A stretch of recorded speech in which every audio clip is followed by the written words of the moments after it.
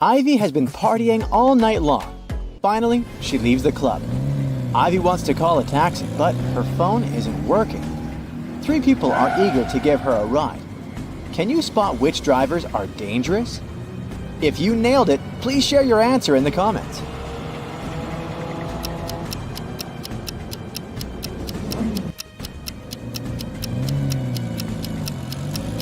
The second car has a flat tire. Probably not the safest option. The third car is fine, but the driver is hiding an axe in his pocket. So, Ivy should definitely choose the first car. Unluckily, Ivy picks the wrong driver. She falls asleep on the way and wakes up in the city service tunnels. Ivy wanders around for a while and finds 3 tunnels leading outside. But they're not safe. A hungry alligator is waiting in the first one. The second tunnel is filled with acid that can dissolve Ivy's body in a few seconds. And there's a deep pit covered with sharp rocks in the third tunnel. Which tunnel should she choose to survive? Let us know in the comments.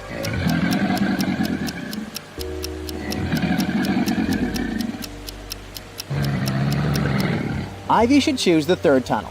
The water is running right into the pit, so it must be filled with water by now. Therefore, Ivy can swim through it safely. Ivy swims out of the tunnels and finds herself in the middle of the bay. She's rescued by a ship. The crew leaves Ivy to rest in the hold, but suddenly the ship begins to flood, fast. Ivy's trying to get out, but the hatch is stuck. She's locked inside the hold. How can Ivy survive? Think carefully and tell us your answer in the comments.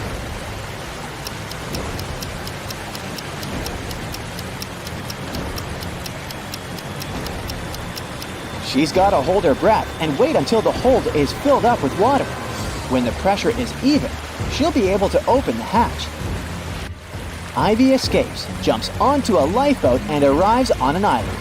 The lifeboat gets blown away by the wind right away. Ivy is alone on a desert island covered with dry plants. The water around it is infested with piranhas.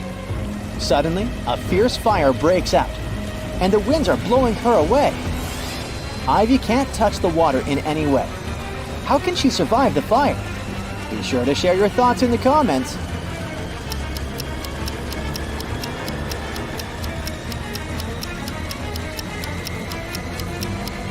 She should use a branch to burn some grass. When the flame reaches her, there will be a burnt out spot. The fire won't touch it. Phew, the fire is gone. Ivy is exploring the island. She finds a secret hatch in the ground, opens it, and enters a creepy dungeon. The hatch slams shut. Ivy is trapped inside. Thankfully, the dungeon has a sufficient supply of buckets filled with food, matches, and medicine for a week. But Ivy doesn't want to stay here that long, so she's searching for ways out. Soon she comes across 3 doors. A hungry bear and a cub are waiting behind the first door. There's a wall of fire behind the second door. And the third door leads to a lake filled with crocodiles. Which door should Ivy choose? Hurry up to be the first to comment.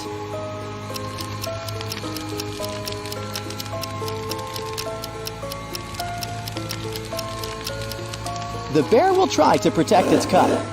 Crocs are a bad idea too, but Ivy can distract them with food and then use the lake water and the bucket to fight the fire. So she should choose the second door.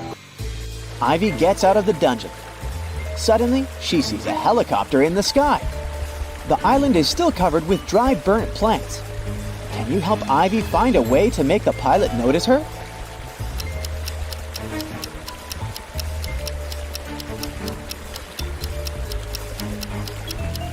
Remember the matches and medicine kept in the dungeon?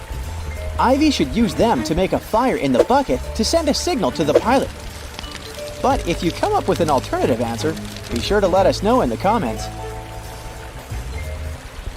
The helicopter pilot, whose name is Andy, takes Ivy off the island.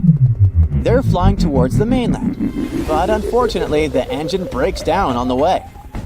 Andy has to land the helicopter as soon as possible. There are 3 options: a snowy mountain peak, an island inhabited by monsters who eat all strangers, and the foot of an ancient volcano. Which landing spot is the least dangerous? If you nailed it, please share your answer.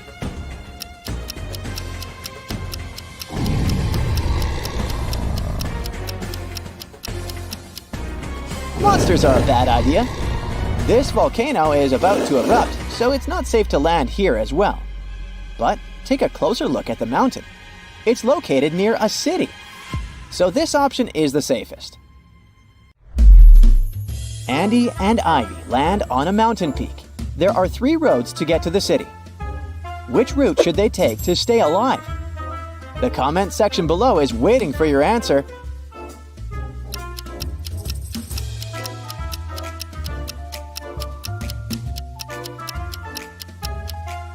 Only the second route leads to the city. On the way, Andy and Ivy get very hungry. They come across 3 food stalls, but only one has food that's safe to eat.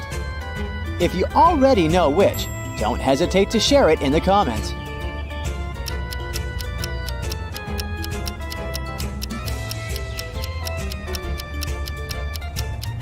The first chef doesn't wear any gloves and his hands are really dirty.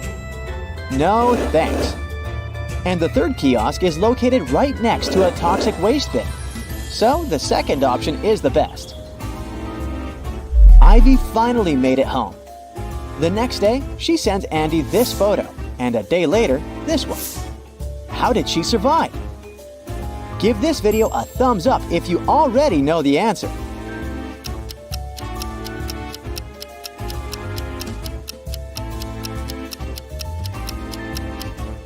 Ivy just photoshopped herself to make it look dangerous. Let's zoom in the second picture. She has a photo editor open on her computer. Ivy is a scientist, and today she carries her nanorobots to a scientific fair. Suddenly, someone attacks her. Ivy wakes up in a prison. The thief stole her bag. But thankfully, Ivy still has 3 tiny robots in her pockets.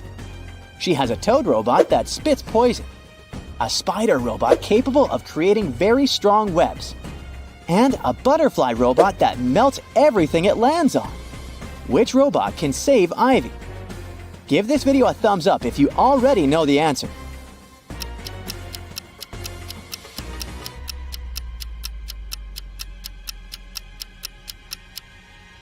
The butterfly can melt the bars. The bars are gone. Ivy runs along a creepy corridor and faces 3 open doors. Which door is not dangerous? Think carefully, and don't forget to share your thoughts in the comments.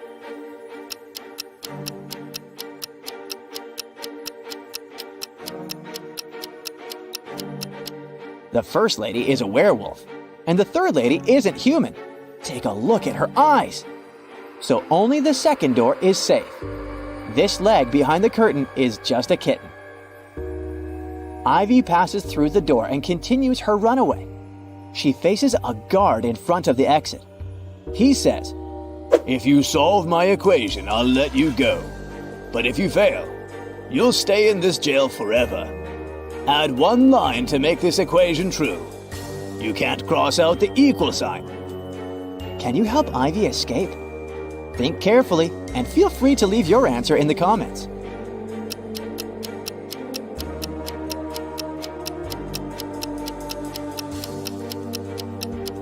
She should use the line to turn one of the plus signs into a 4. This way, we'll get 545 plus 5 plus 5, which equals 555. Ivy nails it and leaves the jail. But there are 2 more prisoners trying to get free. Who's more likely to escape? Give this video a thumbs up if you already know the answer.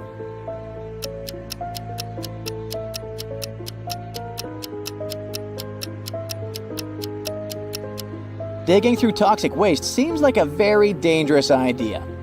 But the first lady can distract the dogs with her sandwich. Therefore, her chances of escaping are higher.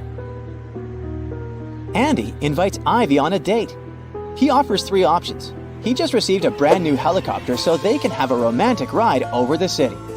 The second option is to swim in a pool on the roof of a 5-star hotel. And finally, they can go ride a Ferris wheel in the local amusement park. What should Ivy choose to stay alive? Don't forget to share your answer.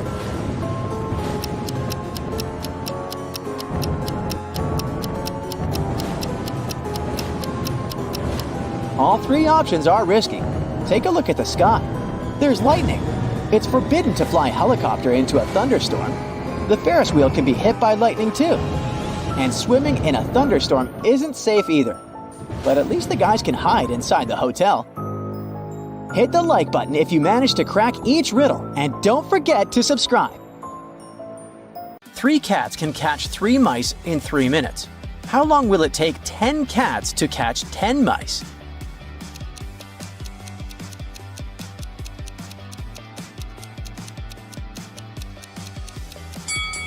The same 3 minutes. No more, no less. There are 100 books on the shelf. To count off 10 of them, you need 10 seconds. How much time will you spend counting off 80 books?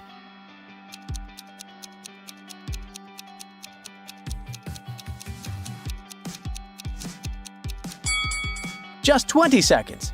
You'll need this time to count off 20 books, and the rest will make 80. Smart, right? Even when it passes in front of the sun, it doesn't cast a shadow. What is it?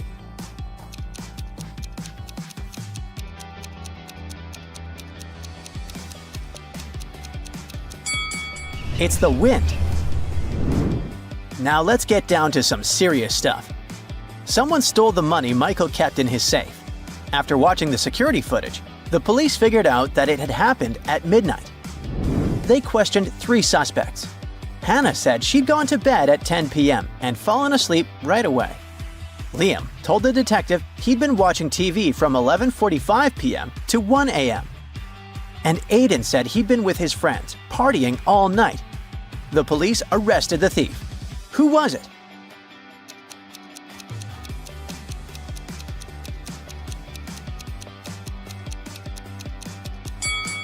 It was Liam.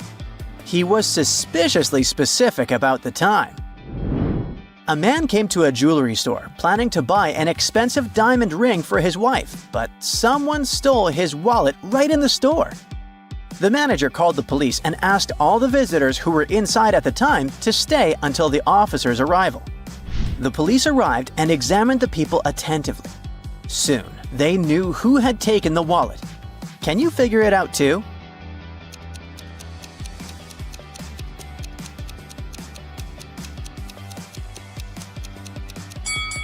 It's the man in the middle. He has a bandage on his right arm, but it's wrapped over the sleeve of his jacket, not hidden under it like a real bandage would be. Detective Theodore Mitchell worked undercover at a luxurious resort. The police suspected that the hotel owners were involved in some shady deals. Theodore's main task was to sneak into the manager's office and check the documents. But the door was locked, and there was a combination lock. Theodore had to solve a math riddle, and the answer would be the code.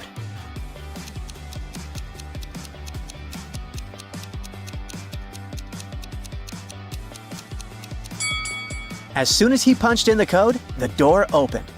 What was the correct number? The code was 30. There are no mathematical symbols at the end of the first and second lines. It means the whole thing looks like this. A police officer knocks on the door. A man opens it. The officer informs the man that a plant pot fell out of his window an hour ago and hit a woman on the head. She's not badly hurt, but now the man needs to compensate this woman for the damage. The man lets the officer inside, but argues that the situation can't be true. He claims that his windows were closed an hour ago because he has just returned home. The officer knows that the man is lying. How has he figured it out?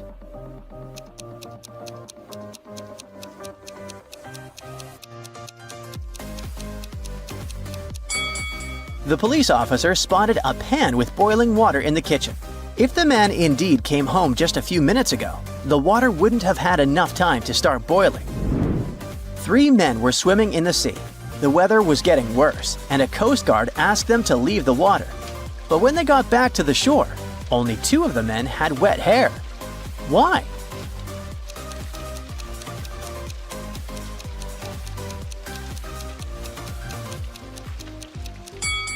The third man was bald.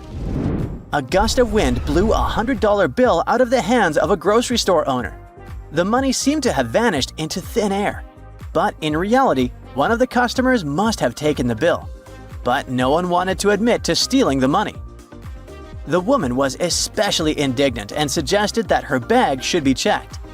A security guard asked her to follow him to the office, but she refused to go. After that, the guard called the police. Why?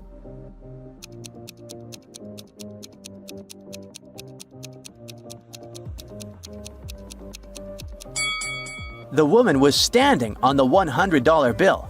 If she followed the guard, everyone would see the money. A man found himself on an island inhabited by a tribe of savages. The tribespeople locked him in a house with only 2 exits. One of the doors led to freedom, while the other led to demise. 2 guards were in the house with him. One of them always told the truth, and the other always lied. The man was allowed to ask only one question to one of them. Of course, he didn't know which of them was the honest person and which one was the liar. What question should he ask to find the correct exit and save his life?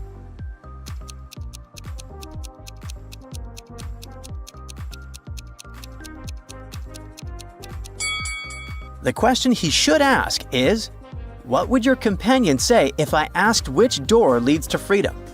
No matter who he asks, the answer will always be the wrong door. So, he should open the opposite door. It'll lead to freedom. One day, posters were put up in one of Prague's main squares. They read, "Beware of pickpockets." The local police knew that there were indeed many pickpockets in the area, but they actively tore down these posters. Why?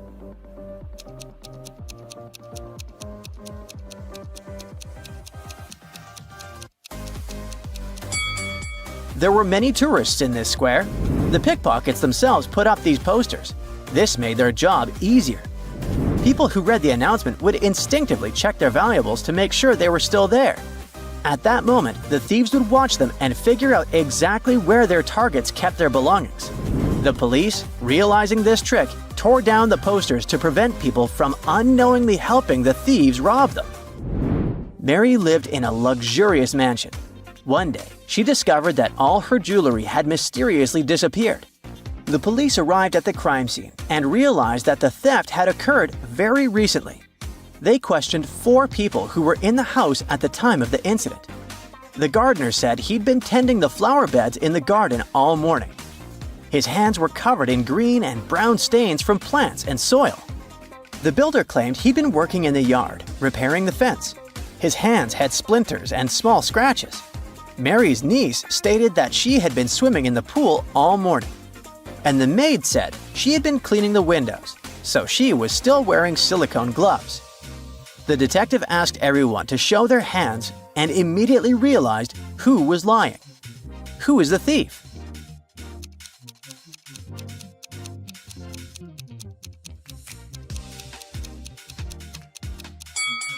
The niece. If she had really been in the pool all morning, her fingers would have been wrinkled.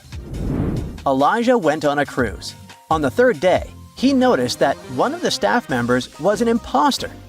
Look at them attentively and try to guess who it is.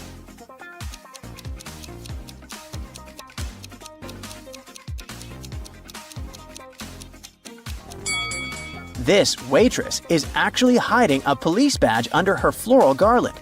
She must be undercover. A precious 16th century brooch has been stolen from its glass display case in a museum.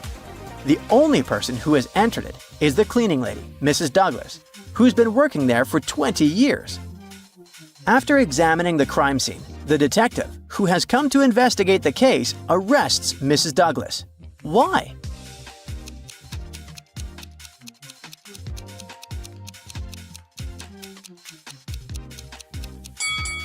Mrs. Douglas's habit let her down. After breaking the display case and taking the brooch, she carefully cleaned up the glass shards. A very famous painting disappeared from a museum. Later, the police managed to find it, but there was a problem. They found not 1, but 3 paintings. Only one of them is original. The others are just copies. Can you help the police figure out which is the original painting?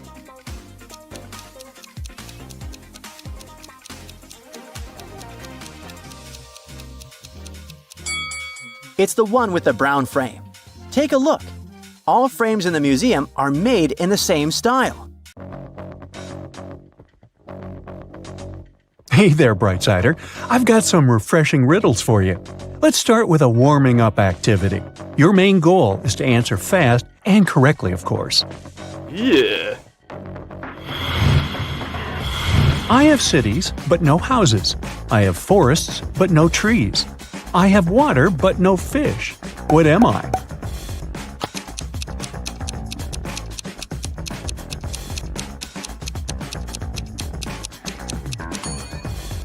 Right. I'm a map. What can run but never walks? Has a mouth but never talks, certainly not me. Has a head but never weeps. Has a bed but never sleeps.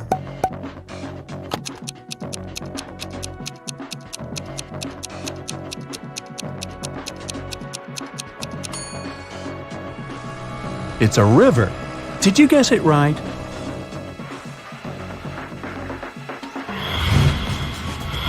What runs all around your backyard, yet never moves?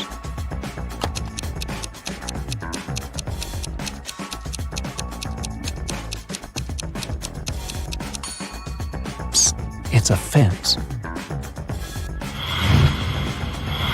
I'm a box that holds keys without locks, yet my keys can unlock your imagination.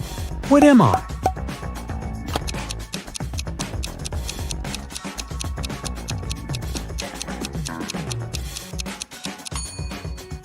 A book. Now I've got a bit tougher brain teaser for you. What TV series is represented by this rebus? Here's a hint. The first, third, and fifth names are there only to fill space.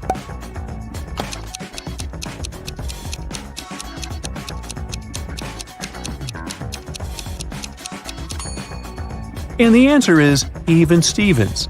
All of the even numbers correspond to some kind of a variation of the name Stephen. Now, which letter comes next in this sequence? You can pick from the following letters: L, V, Y, T, or D.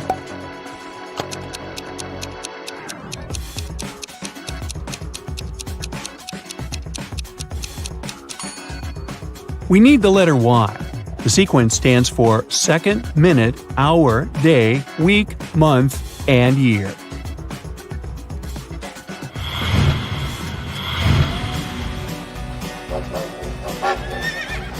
A cowboy rode into town on Friday. He stayed for 3 nights and rode out on Friday. How is it possible?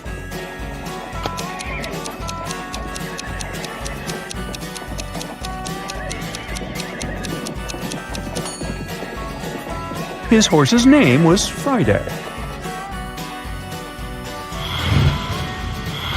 6 children have been measured. Turns out Weldon is taller than Delia, but shorter than Zena. Leisha is taller than Benito, but shorter than Delia and Weldon. Benito is not the shortest. Can you put the kids in order of height from the tallest to the shortest one?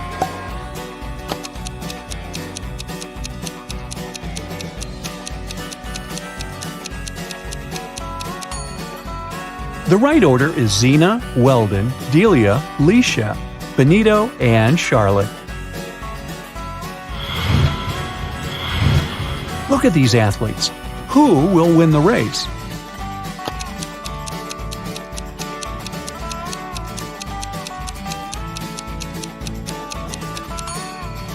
The left shoe of the guy on the right is untied, so he isn't likely to be the first one to get to the finish line. The guy on the left seems to be really exhausted, so he can't be the first one either. Meanwhile, the guy in the middle looks really confident, so he has the highest chance of winning this race. Now get ready for a nice logic puzzle. You've been invited to a party at Charlie's house, but you've never been there before. The guy has 7 friends who live nearby. They've given you a map showing all their houses as well as Charlie's house and provided you with the following information. Daniel: I can't see Benita's house because Greta's house is in the way. Adam: I live directly, but not diagonally, across the street from Daniel. Benita. Elena's house is to the west of my house. Elena. I have to cross 3 streets to arrive at Franco's house. Pal. I live east of Benita. Can you figure out which house is Charlie's?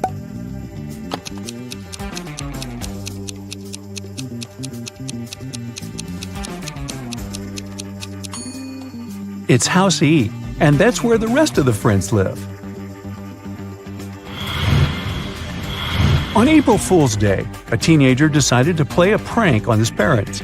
He replaced salt in 3 out of the 4 salt shakers with sugar and left messages on each of them. Shaker A, this is salt. Shaker B, this is salt. Shaker C, this is sugar. Shaker D, the salt is not in Shaker B. If only one of these inscriptions is true, which shaker contains salt?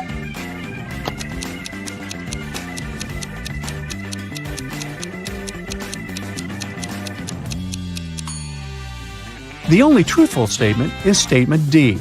The salt is not in shaker B. Otherwise, 2 statements will be true and it's against the rules. And if statement D is true, then the salt is in shaker C. If Teresa's daughter is my daughter's mother, what am I to Teresa? You can choose from the following options.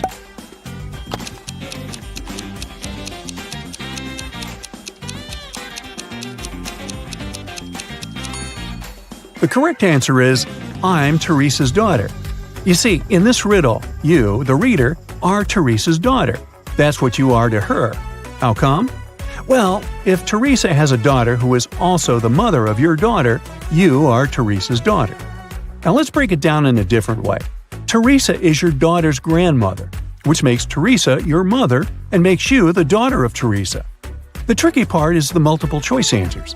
You might have tried to figure it out as if you're an additional person to the riddle, when in fact, you're inserted into the riddle from the get-go. If Teresa's daughter, which is you, is my daughter's mother, what am I to Teresa? The answer is already there. A cat is out on a hunt, and a mouse is hiding from the predator. Can you spot the mouse before the cat does?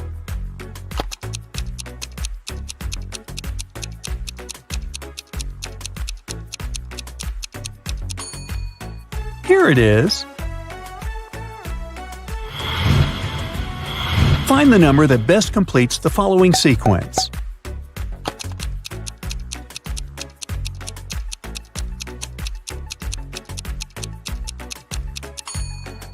This number is 16 because each next number adds 1, 2, 3, 4, 5, and 6 respectively to the preceding number.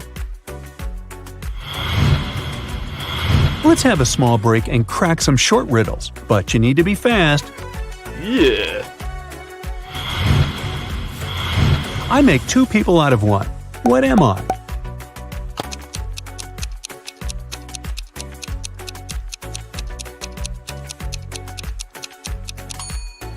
A mirror. What comes once in a minute, twice in a moment, but never in 1,000 years?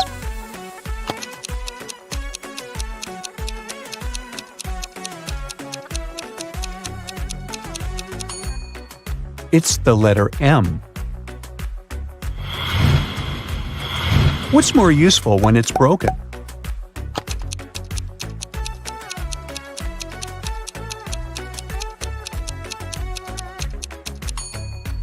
The answer is an egg.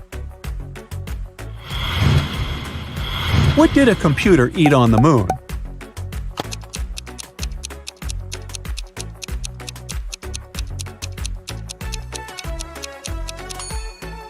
Space bars. Oh. Now look at this picture and try to figure out which figure doesn't belong here.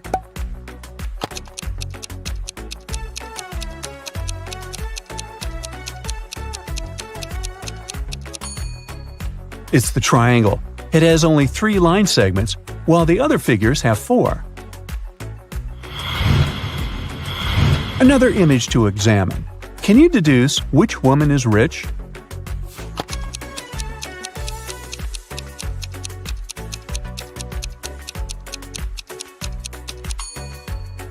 Sarah's watch is fake. Look at the way the name of the brand is written, Versace. Pam's gold bracelet looks very old and has scratches all over it. At the same time, Jessica's wearing a real Tiffany bracelet. Mr. and Mrs. Anderson wanted to celebrate their wedding anniversary. They were going to organize an extravagant party and invite hundreds of guests. But Mrs. Anderson was worried about all the expensive stuff they had in their villa. The couple decided to invite a detective to look after the guests. And indeed, in the middle of the party, the detective noticed a thief. Look at the people gathered in the garden and try to spot the criminal.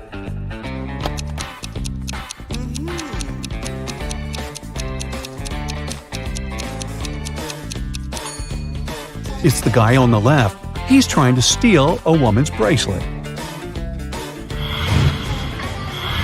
One morning, Donna came to the office and found a box of chocolates on her desk. There was a strange note. October 7th, May 3rd, August 1st, January 3rd. Can you help Donna understand who presented her the sweets?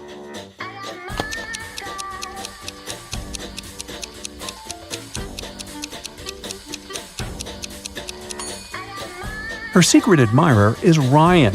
Those are not dates. The numbers actually means the needed letter in the name of the month. Detective Mitchell was following a bank robber, but after the criminal turned the corner, he seemed to vanish into thin air.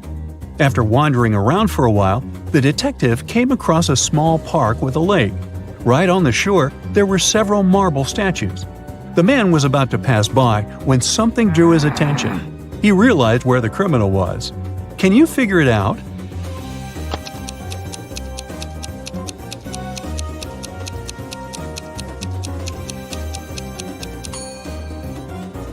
One of the statues is looking at its watch. It's the bank robber. Dennis is taking part in a competition. If his last answer is correct, he'll get a prize, an expensive watch. But first, he needs to figure out which of these two watches is real and which is just a toy.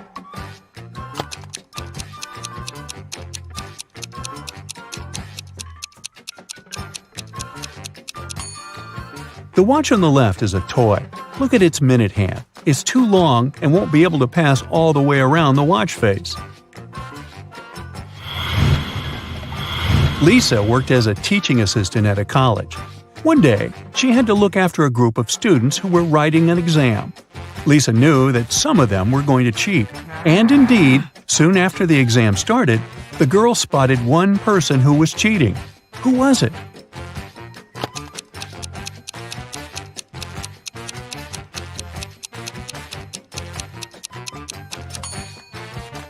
The guy in the back of the classroom. He's got the answers written on his arm.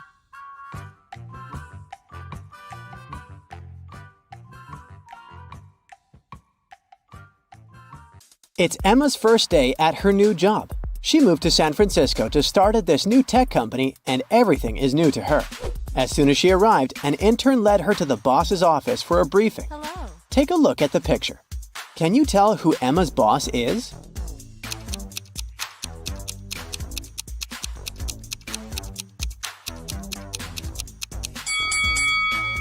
I know he looks pretty young, but it's the guy on the left.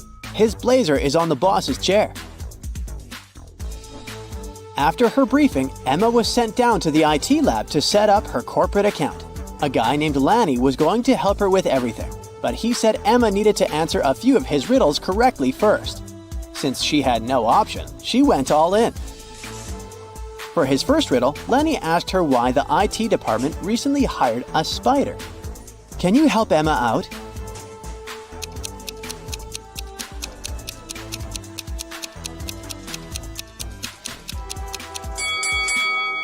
Because it was a great web designer. Duh! For his next riddle, he asked Emma why an invisible man turned down a job offer at their company. What would you say is the answer here?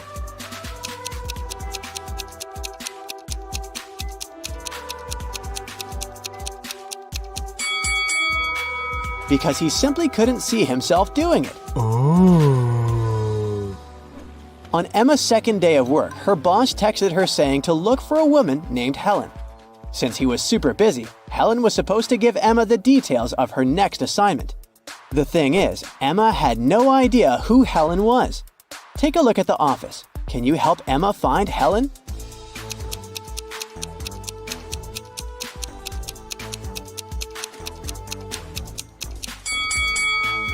Look at that woman right there. She's got a necklace with the initial H on it.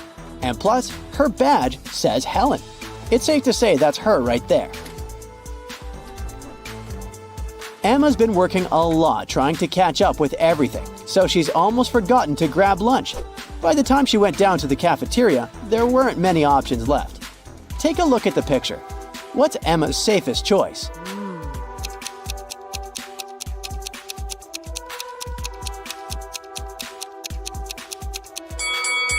Let's see.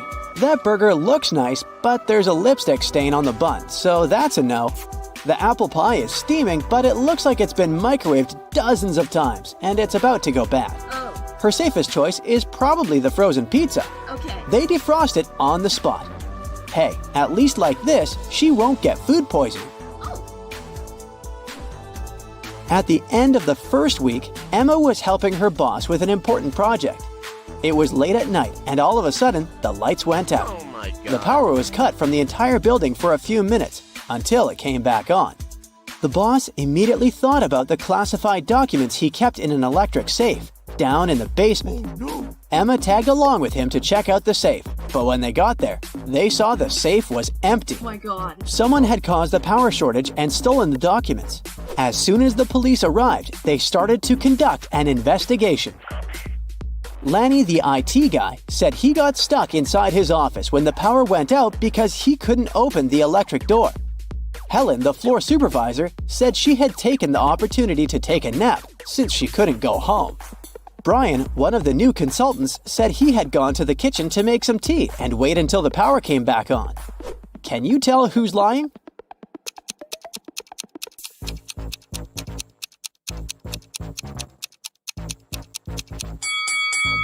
Brian is the liar.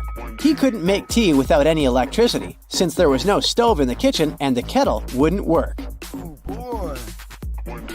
On a rainy morning, Emma pressed the snooze button on her phone too many times and left the house pretty late for work. She needed to find a quicker path to work. She put her office's address on Google Maps and it showed her 3 options. Each path had a different obstacle that would take her some time to get across.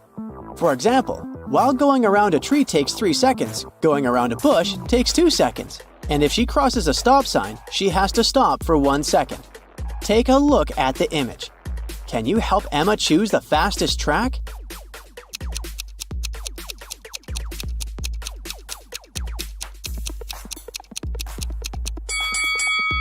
The fastest track is the one on the right. That's the track with the least obstacles. It's lunchtime and Emma goes to the fridge to grab the sandwich she brought from home. But when she opens the fridge, she notices that her food is missing. Someone probably ate her burrito. She decides to conduct a quick investigation to see who stole her lunch. Her boss ordered some expensive takeout from a new restaurant in town. Joe, her colleague, is highly allergic to gluten, so he ate something he brought from home as well. Helen, the supervisor, ate a delicious salad bowl from the cafeteria. Take a look at the picture. Can you guess who stole Emma's lunch?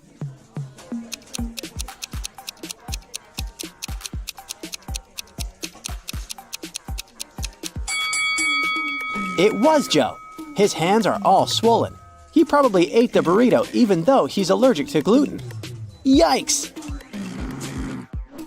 Since she moved to San Francisco, Emma has been living with 2 other girls in a tiny apartment. She's got the feeling that one of the girls doesn't really like her. One day when she got home from work, there were 3 apples on her desk and a small note. The note said the apples were a housewarming gift, but it didn't say from whom. Take a look at the picture. Are any of these apples safe to eat?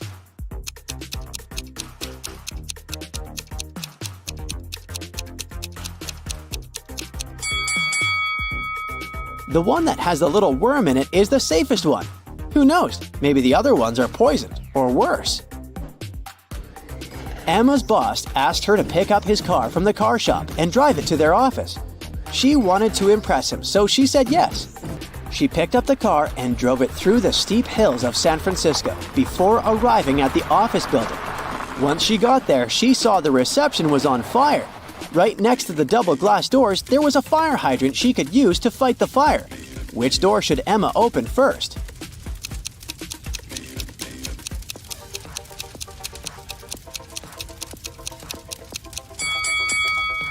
The car door. Duh! Today, Emma's task at work was to help Helen, her supervisor, hire a new social media manager. Together, they analyzed 3 different resumes. The first one was from a woman named Angela. She is 23 years old and doesn't have a lot of company experience, but she's eager to learn. Thomas is 28 years old and has 7 years of work experience. He says he's been working for Google since the company was founded. And then there's Bianca, who's 20 years old and has been making viral TikTok stories for over 2 years.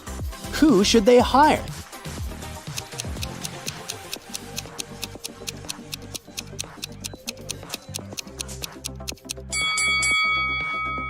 They should probably hire Angela. Thomas lied in his resume because Google was founded in 1998, and Bianca can't be an expert at making TikTok stories since TikTok doesn't have this option to begin with. Oh. Helen asked Emma to run an important errand for her. Her only request was for Emma to be fast. The thing is, Emma needed to cross town to get to the place Helen asked her to go. So, she decided to cross the big park that connected the town. Somewhere along the way, Emma got lost and found herself at the intersection of 3 pathways. At the entrance of the first pathway, there was a huge pond. At the entrance of the second path, there was a pile of really toxic waste. And blocking the entrance of the last pond, there was a hungry-looking bear. Which path should Emma choose?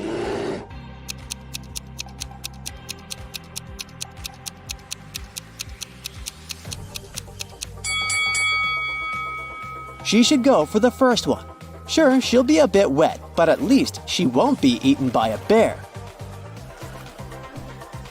At the entrance of Emma's new apartment, someone installed a coded machine to open the door, but didn't give any hints.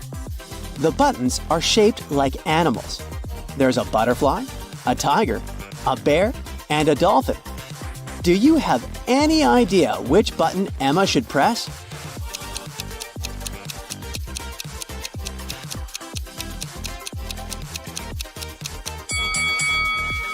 She should press the bear. Look inside the building through the glass doors. The emblem of the building is a bear. Do werewolves bother you every full moon? Do ghosts haunt your attic? Do you suspect that your neighbor is a vampire? Well, Amelia is the person you need. She's a professional dealing with supernatural creatures, and here's what her regular day looks like. Right after waking up, Amelia had a simple mental warm-up before a hard-working day. She counted how many vampires there were in a hospital room, and it took her less than half a minute. How much time will you need?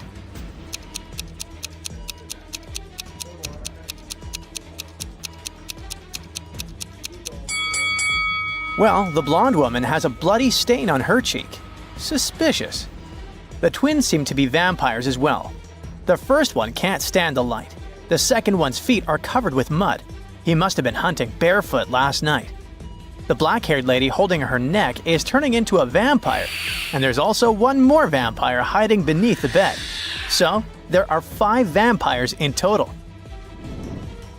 Next, she decided to figure out which influencer was a vampire. Can you help her spot the supernatural creature?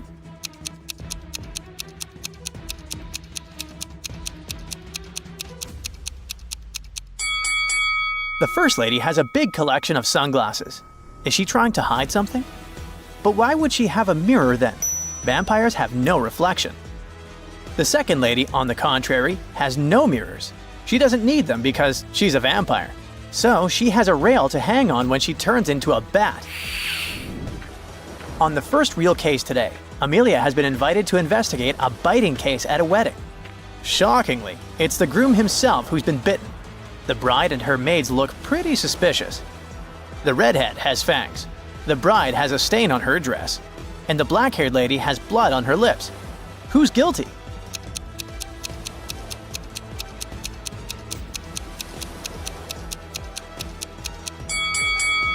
Look at the groom's body language. He's trying to ask for help, looking at the redhead, so she's not the one who bit him. The bride was the one who was close enough to the groom to bite him and to get that bloody stain.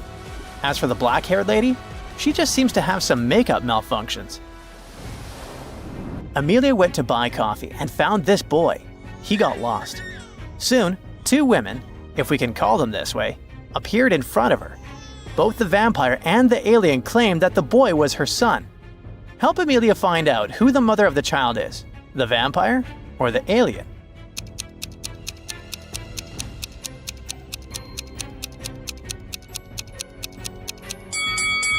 Look at the toy the boy is playing with. It's a little alien, so it seems that the boy and the redhead alien are relatives. Amelia hardly had enough time to drink her coffee when a client wrote to her. He suspected that one of his two new maids was a werewolf. Amelia looked at the girls' rooms attentively and realized which one was a werewolf. Have you guessed?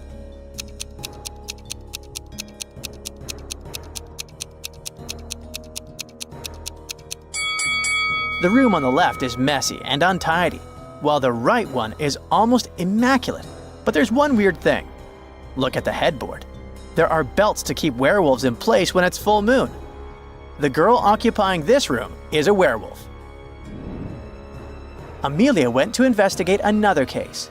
Someone in this family secretly became a vampire and they bit the father a second ago. Can you help her understand who it was?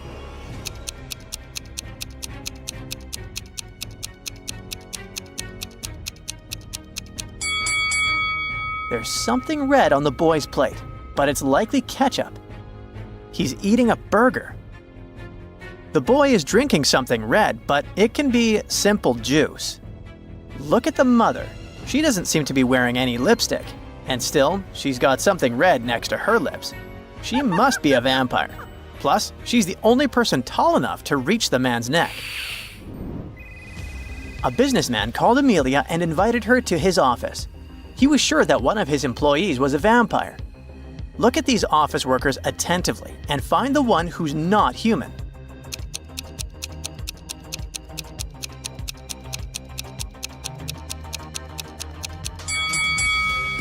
The lady is drinking good old water, and you can see some drops on her chin. The man in a blue shirt is drinking soda. We can see some bubbles in his glass. The blonde man seems to be drinking some tea or coffee, but we can't be sure since his cup isn't transparent. One more hint that he's a vampire is extensive makeup on his face and foundation stains on his white shirt and the plate. It means he covered his pale skin on his face and palms with makeup. He must be the vampire. In the afternoon, Amelia traveled to the seaside to crack some cases connected with mermaids. For example, she had to figure out which mermaid was this man's wife. Have you understood it too?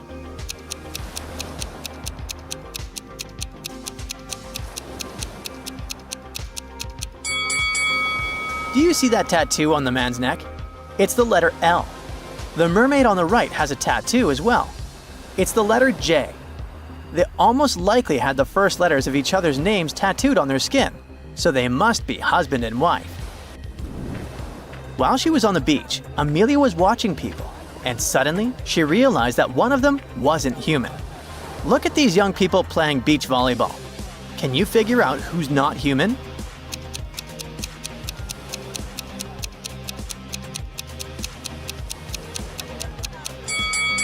It's this girl.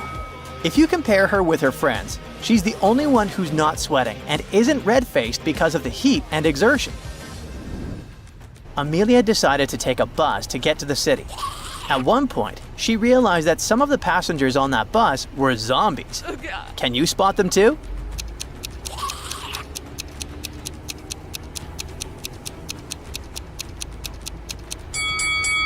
There are two zombies on the bus. This man with a bandage on his neck and one ear missing. And this business lady sitting near the window. She's making bizarre growling noises. After arriving at the city, Amelia found out that a robot had committed a crime. Unfortunately, the police were unable to catch the culprit immediately, but they suspended 3 people, and each of them could be the criminal. They invited Amelia to figure out the true identities of those people. She had a knife, a screwdriver, a bottle of water, and a pen. Which object should she use to reach her goal?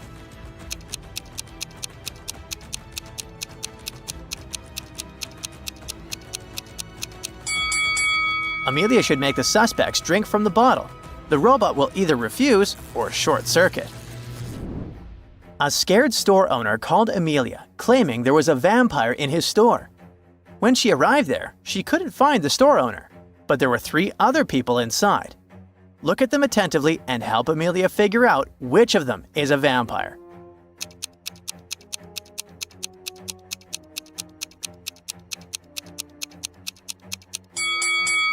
Well, the first one's eyes are pretty red, but maybe he hasn't had enough sleep or is coming down with the flu. The second visitor seems to be freezing. Almost all parts of her body are covered with some clothing. Could be the air conditioning. But look at the third person. He's drinking something red from a glass using a straw. He must be the vampire you're looking for. Now, where is that store owner? Amelia decided to drop by her office, and coincidentally, a very pale woman covering a bite on her neck with her hand entered. She said that when she'd been going home the evening before, someone had attacked her and turned her into a vampire. She wanted to find the culprit. After investigating the case, Amelia had 3 suspects. Look at them attentively and find the one who turned the woman into a vampire.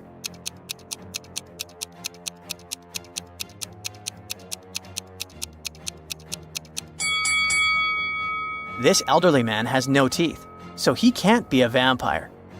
This woman has tan marks, but vampires can't sunbathe. So the man wearing gloves must have turned Amelia's client into a vampire. Since it was almost the end of the week, Amelia decided to take a mini vacation and go to visit her friends in Miami. During dinner, they told her about a mysterious mansion with a very bad reputation. Those who once entered it never came back. Amelia went to explore the building. Soon, she realized she was lost. Suddenly, she found herself in a large room with 4 doors. Behind the first door, there was a mummy. Behind the second door, a vampire was hiding. The third door led into the den of a hungry wolf. And behind the fourth door, there was a ghost. Which door should Amelia opt for to get out of the mansion unharmed?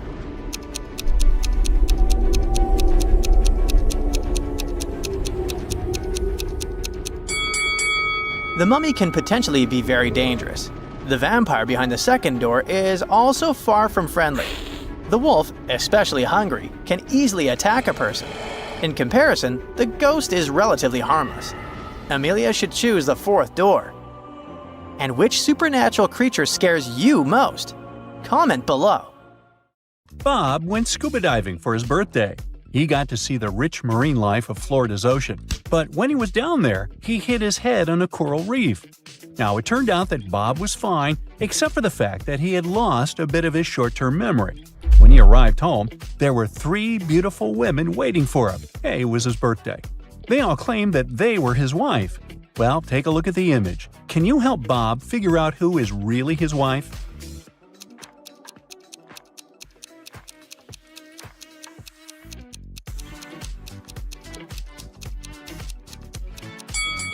It's the second woman on the right.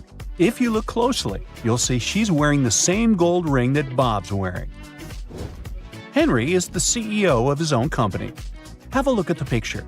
One of these ladies is Henry's sister. Can you figure out who?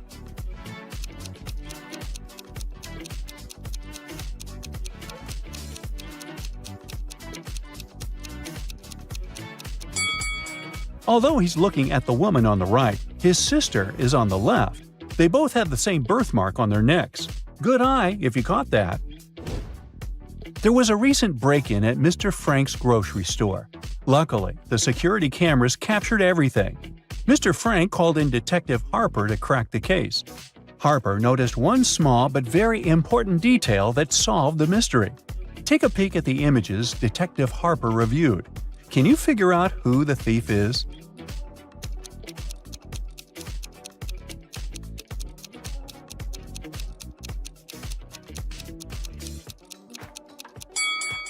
Let's see. That guy is just carrying around a baguette. The one near the fridge has normal groceries in her cart. And the last guy is holding a lettuce in his hands. But hey, take a look at the lettuce. It has such a weird shape. In fact, it has a banana inside of it. That guy was trying to sneak out with a banana and a lettuce. He's the thief, definitely. And a weird one. It's finals week at Crestwood Academy, and the tension is sky high. Check out the classroom and see if you can figure out who's cheating.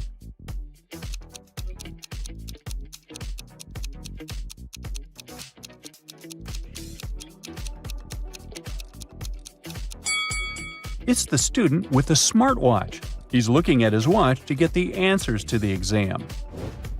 Mrs. Bells has 3 sons. She is the best cook in the family, and she loves to make her family amazing dinners. Her sons love her, but say she keeps giving the best food to her favorite son.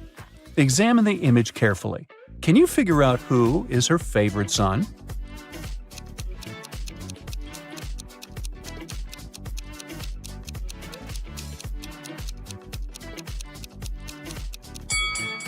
It's the one in the middle.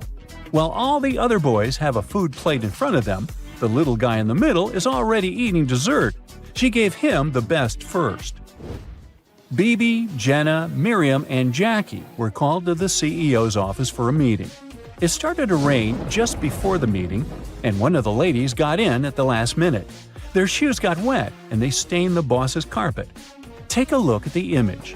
Can you figure out who stained his carpet?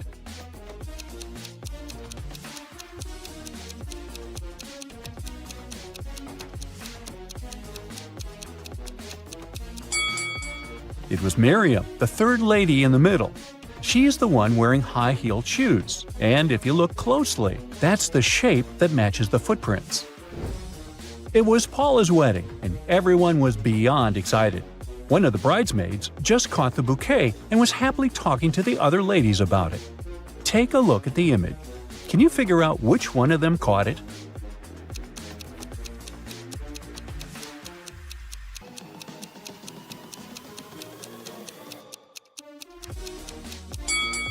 It's the lady on the left. If you notice, she's surrounded by bees, who were attracted by the flower's pollen. It was Ricky's birthday, and he invited his best friends to go camping with him. The weather was perfect, so they decided to get a group picture next to the lake. Take a look at the picture. Can you figure out which of these two people are a couple?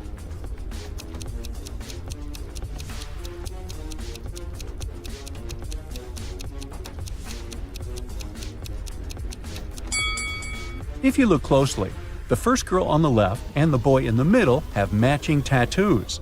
They have a cute little heart tattooed in different parts of their bodies. They're definitely a couple. Sarah is getting married, and she invited her bridesmaids for a dress fitting. One of the bridesmaids is pregnant, though. Can you figure out who?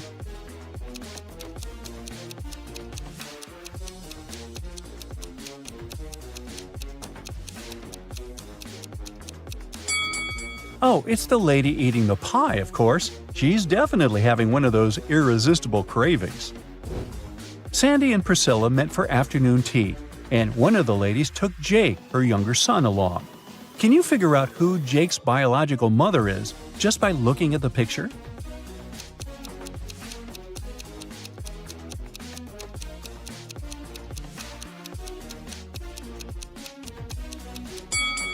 It's Sandy, the woman on the left.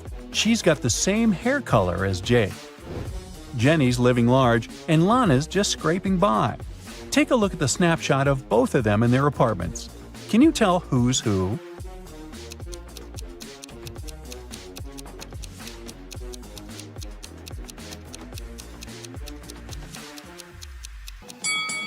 Lana's on the left. Even though her place looks pretty stylish, all the decor still has the price tags on it. She's probably planning to return everything after snapping that picture. Alex and Jordan finally decided to get married after dating for 5 years. On their wedding day, just before the ceremony was about to start, Jordan asked Alex to grab a bracelet from her dressing room, the one he gave her on their first anniversary. But when Alex walked in, something super weird happened. 3 Jordans were standing before him, all looking exactly the same. Since Jordan's uncle was a bit of a mad scientist, Alex immediately suspected he'd cloned her. Take a look at the picture. Can you figure out which one is the real Jordan?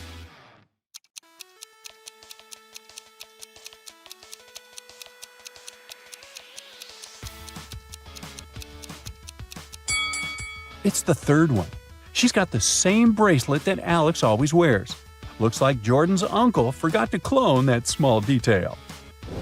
Alfie told Jen he'd been assigned to a top-secret mission in a remote desert. Just couldn't keep it secret, I guess.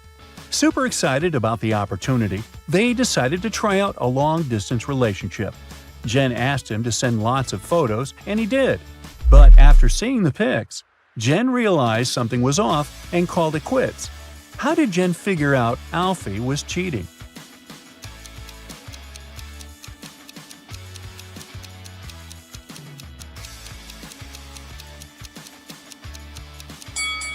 One of the last pics that Alfie sent had palm trees in the background, but there aren't any palm trees in the desert. Plus, the photos of the animals, there were kangaroos and koalas, which definitely don't live in the desert. Looks like Alfie faked the pics and wasn't where he said he was. Oh, and in one of the photos, there's a lipstick smudge on his shirt. Uh-oh. Ed's mom was responsible for overseeing the catering of his wedding. She went inside the kitchen to check if everything was okay, but came outside screaming. Can you guess what made her so mad?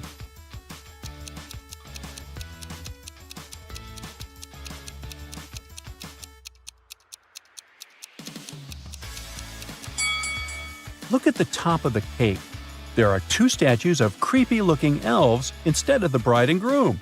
She wanted them to fix that immediately. Your cousin invites you to an amusement park called Funland's Frenzy. When you arrive, the ticket seller says there's a rule you must figure out before you can enter. They give you a few clues. At Funland's Frenzy, there are roller coasters, but no bumper cars. There is cotton candy, but no popcorn. There is pizza with cheese, but not pizza with sausage. Can you figure out the rules of Funland's Frenzy just with this info?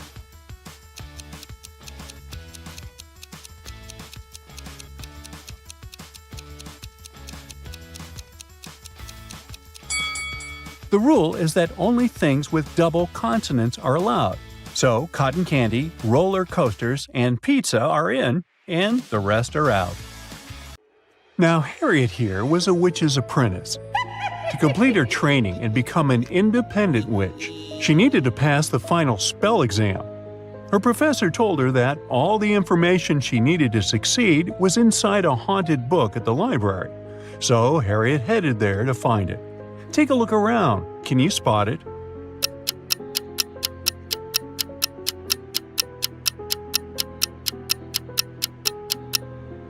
Sure, all the books look old and creepy. It's a magic library after all. But only this one's pages are flipping on their own.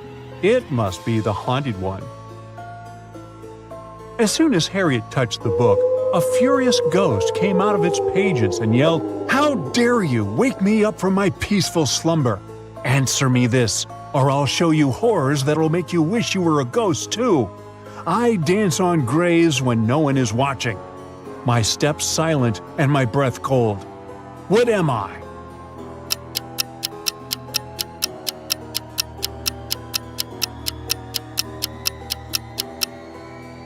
It's the fog. Benny and Jack were extreme sports enthusiasts. During spring break, they joined the Airbender Skydivers camp to learn how to skydive. It was finally their turn to try the simulation to test their instincts and readiness for real-life emergencies. Take a look at them inside the vertical wind tunnel and tell me who would survive if this was the real thing.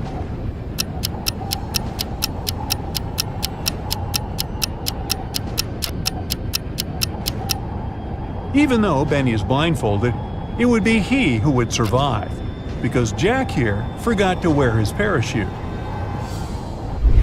Now Nathan was trying to break a record by sailing around the world in just a week.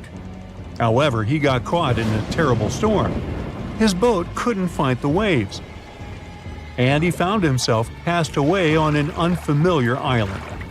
When he opened his eyes, he was surrounded by the angry locals. They couldn't decide how to punish him for disturbing their peace, so they gave him 3 options. They could send him to a cave infested with tarantulas, throw him in a pit filled with venomous snakes, or feed him to the hungry tigers. Which should he choose?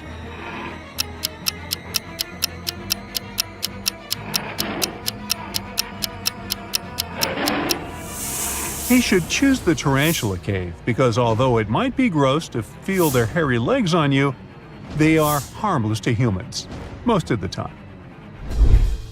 Zelda found herself trapped at the top of a wizard's tower. She discovered 3 ropes leading out of the window down to the ground.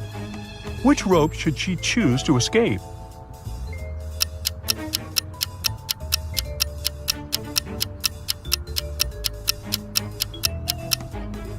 The first rope looks thick and sturdy, but see this sharp brick that it's wrapped around halfway down?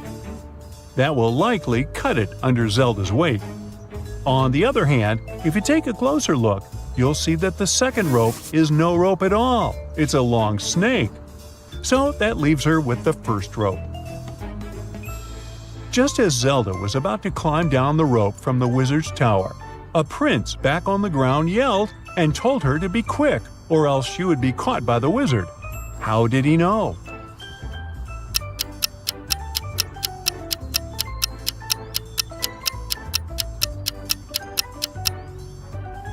Take a look at this area on the tower. There's a gap where a brick should be, revealing an eye watching outside from within the tower. That must be the wizard. Jonas wanted to surprise his girlfriend on their first-year anniversary. So he booked a table at the new mystery-themed restaurant in town, known for its unique concept where guests weren't supposed to order but were served surprise dishes instead. After they were seated, 3 waiters approached their table. Each had a covered dish on their food cart, and Jonas and his girlfriend had to choose one. But Jonas thought one of the waiters looked suspicious. Who is it?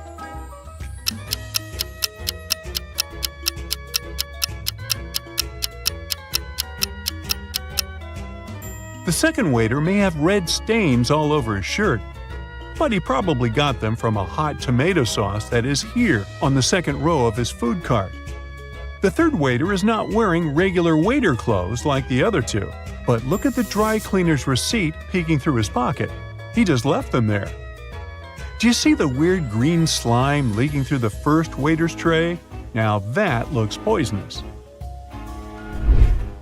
Professor Benedict was teaching the architectural design class at the country's most prestigious university. Rumors had reached him that a student within the civil engineering department was cheating their way through exams without ever leaving a trace. He was determined to catch whoever it was on the first day of the final exam of his class. Take a look at all the students. Can you spot the cheater?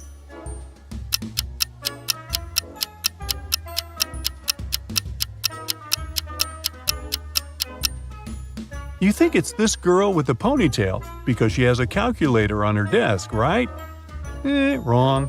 See the note on the blackboard? It says calculators and rulers are allowed. But check out the ruler the Ronald Weasley-looking guy in the back is holding. It's not a regular one. It has the answers on it. Audrey and Henry were driving across the country for their friend's wedding. As night fell, they began to feel tired and decided to find a place to rest. When Audrey searched for hotels on her phone, she found that there was only one option with available rooms on their route. As they checked in, the hotel clerk informed them that there were 3 rooms available. Take a look at their options. Which room should they choose?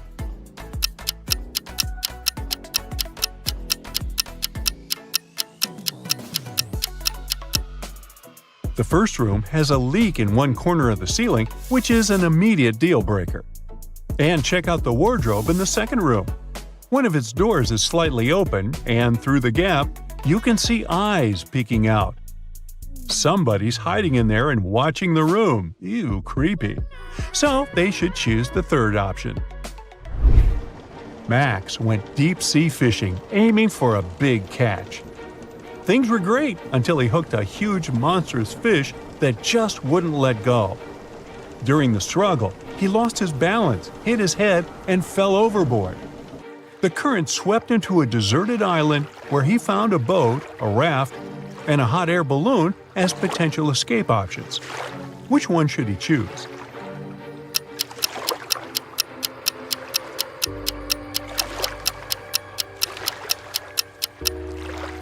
The boat has a hole in this side, so it's definitely not seaworthy. The raft seems sturdy, but there are shark fins circling nearby. The hot air balloon, on the other hand, might be looking old, but it is filled and ready for takeoff. Cassandra and her friends went to the woods to have a picnic. However, after their meal, Cassandra fell asleep under the sun.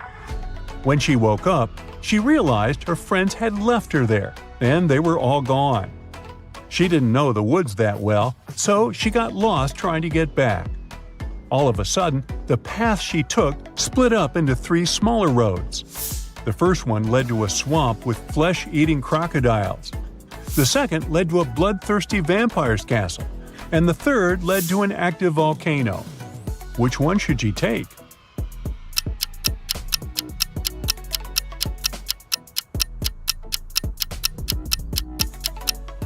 She should pick the second path. Because take a look at the sky. The sun is still up and shining bright. So the vampire can't hurt her. After leaving the vampire's castle safely behind, Cassandra found herself in the dampest, darkest part of the woods. Suddenly, she spotted something strange. Can you see what that is?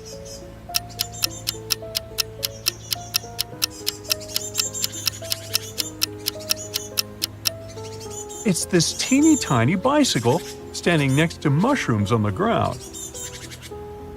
As Cassandra took a closer look at it, she noticed that the mushrooms had even tinier doors and windows. When she yelled, "Hello!" a fairy greeted her and said, "I see you're a lost traveler. I'll magically teleport you if you answer my riddle. What has roots that nobody sees, is taller than trees, up it goes, yet it never grows?"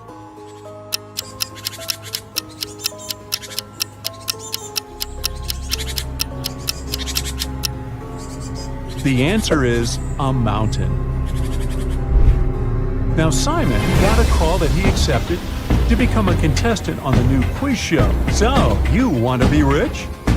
When it was his turn to compete, he made it to the final question, which was, how is it possible that a person's birthday is in January, but they celebrate it in the summer? Can you help him win the grand prize?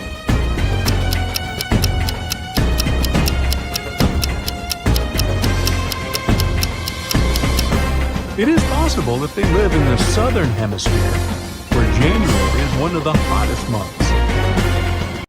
Now, Tim and Monica were celebrating their 4th year together when Tim popped the question. Bobby and Olivia got engaged a year ago and were also planning the details of their wedding. Take a look at both couples a few seconds before they say "I do." Who do you think will probably get divorced?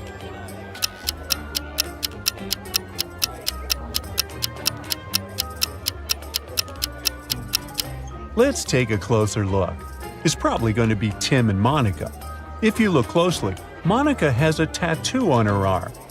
And look at that guy on the second row of her wedding. He has the same matching tattoo as her. Plus, look at his face. He is definitely not happy to see her getting married. Liam was on a date with Sarah, his college sweetheart, when her sisters, Jessica and Jackie, decided to show up to play a prank on them. The girls paired up and said they wanted Liam to order them a dessert.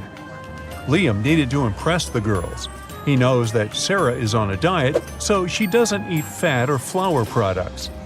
Jessica has a sore throat, and Jackie is a vegan and allergic to citrus. Take a look at the dessert options at the restaurant. Help Liam pick the best dessert for each girl.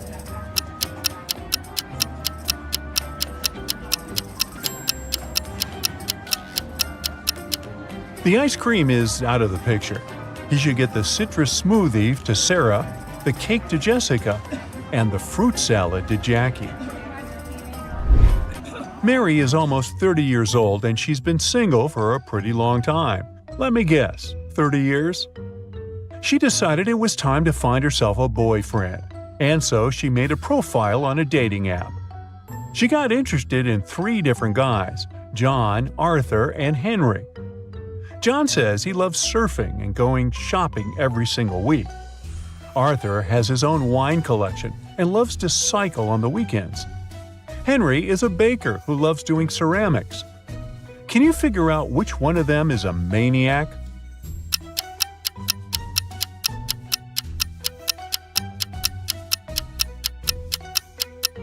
Well, this sure wasn't obvious, but it's John. Look at his pictures. He says he goes shopping every week, but he's wearing the exact same clothes in all of his pictures. That's just too weird. Cleo just moved to New York to start a degree in fashion. The first week of graduate school is filled with networking events, where she meets a bunch of new people. 2 guys asked her out on a date that night. Brad tried to impress her, saying he had tickets to the Met Gala the next weekend, and invited her to tag along.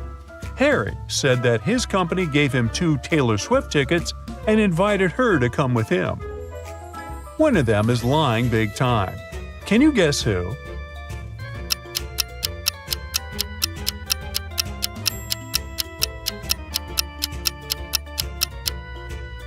Brad is lying. Look at that flyer behind Cleo. It says that the Met Gala was canceled that year. Brad was probably just too desperate to impress Cleo. Blake received an anonymous text message saying that his girlfriend was cheating on him in the office next door to him. He abandoned everything he was doing and ran over to see if he would catch her cheating. When he got there, he could only see Sarah, his girlfriend, and a bunch of other girls. Can you spot who is Sarah's lover amongst these people?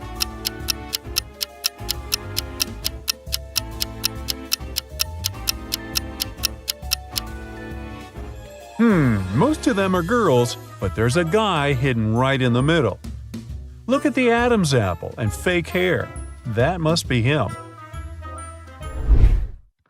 Barbara is a successful influencer, and she's living her best life in Los Angeles. One day, out of the blue, she got a love letter from one of her high school friends. The letter said how much this person has always admired Barbara and dreamt of dating her. But the thing is, the letter wasn't signed, so she has no idea who had written it. Take a look at these pictures. Can you guess which one of these people is in love with Barbara?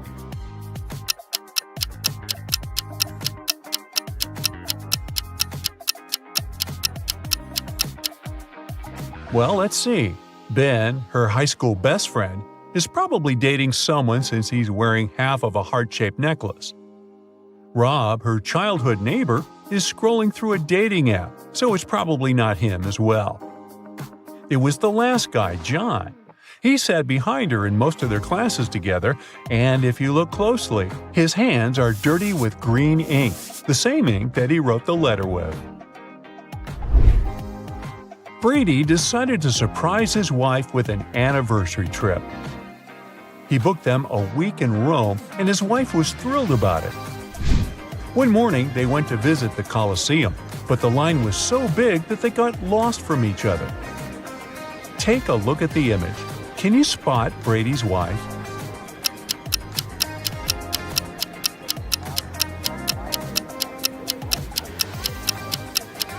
Brady's wife is that woman wearing the same yellow t-shirt that Brady is wearing, which says, USA loves Italy. They bought it the day before. Jenna went through a terrible breakup recently. She spent months crying because her ex-boyfriend got a new girlfriend. So her friends decided to cheer her up. They set her up on a blind date with a guy named Jonas. She arrived at the restaurant around 8 p.m. It was pouring rain outside. As soon as she arrived, she spotted 3 single guys waiting at different tables. Take a look at the picture. Can you guess who Jonas is?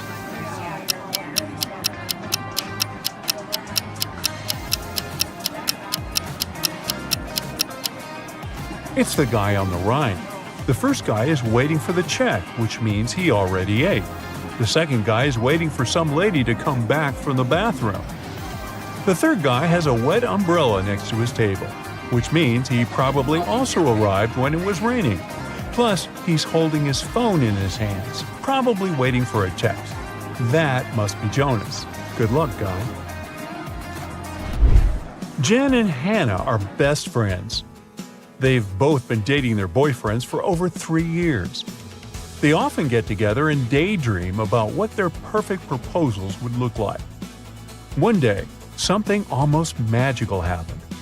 While Jen's boyfriend proposed to her during a romantic dinner, Hannah's boyfriend proposed on their weekend away.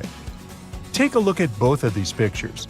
Can you tell which proposal is fake?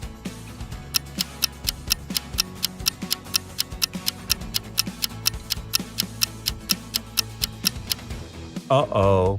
It looks like Hannah's proposal is a fake. Look at her boyfriend's finger. He's got another ring there. Bethany and Fred started dating recently. Bethany's birthday was coming up, and she asked Fred to take her to see a concert with her favorite band. Fred got nervous because he had no idea who her favorite band was. When he asked her what band that was, Bethany sent him a text message with a couple of emojis. Take a look at the text. Can you figure out the name of the band?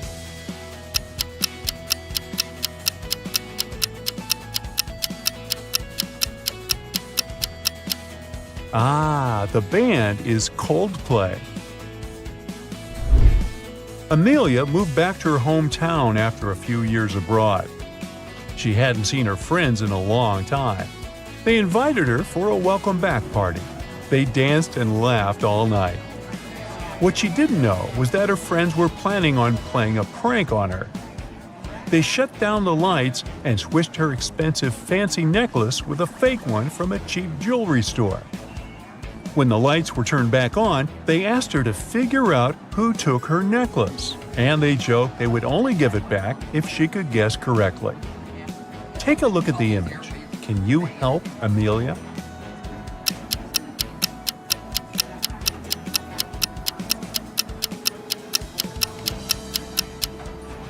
It was the guy and the girl dancing on the left corner. Take a close look at the guy's pocket. It has something in the shape of a necklace in there. Plus, the girl is trying to hide it with her hand, but she kinda gave it away. Rue and her husband traveled to the Caribbean for their honeymoon. As soon as they arrived at their hotel, they realized it was nothing like the pictures. The place looked like a haunted mansion. Take a look at the pictures of the rooms. Which room should they choose to stay in?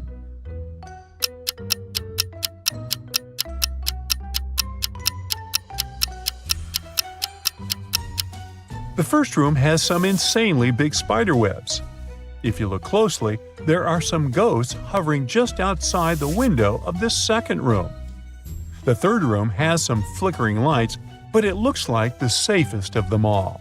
Hey, good luck with that. Luna here buys a plot of land with an unfinished house. The previous owner started construction 2 years ago, but he didn't finish it. Luna launches reconstruction, and soon she realizes that the house is haunted. Most ghosts are peaceful, but after a while, some mischievous ghost begins to ruin the house. Luna calls a famous ghostbuster, Phil. He interviews all the ghosts. The handyman ghost says he's been here since the very beginning, because he fell during construction. The ghost doctor says he moved here 6 years ago to hide from people and enjoy silence. And the third ghost used to live in a lake nearby, but then settled here. That was more than a year ago. So, who's lying?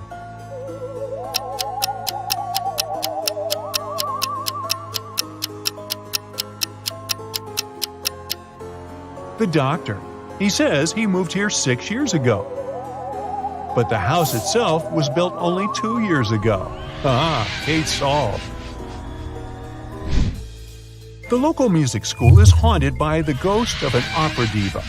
Phil arrives, explores the school, and questions 3 witnesses. The teacher heard the singing from the basement the other day. She went there to check, but it was empty. Nellie, the student, says that he saw the singing ghost in the hallway. And another student, Sam, saw her in the toilet. After hearing their stories, Phil is sure that the students pranked their teacher. Why?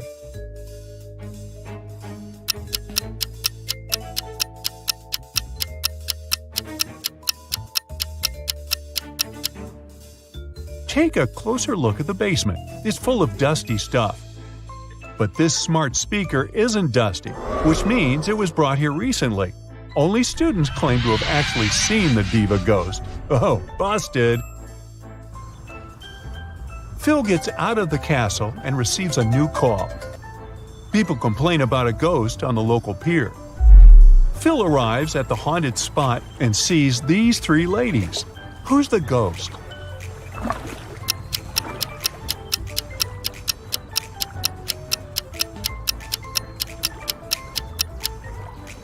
All 3 are ghosts.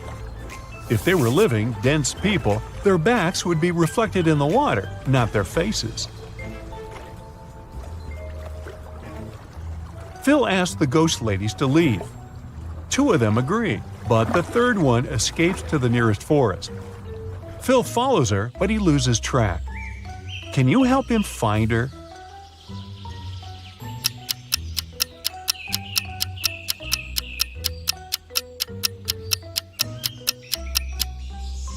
She's hiding in this puddle. Phil returns home and checks his email. He receives 2 job offers from 2 different ghost-busting agencies. One of them is willing to pay him $1.8 million with an annual increase of $200,000. Another company is offering him a salary of $2 million with no raises. Which job will create more wealth in 3 years?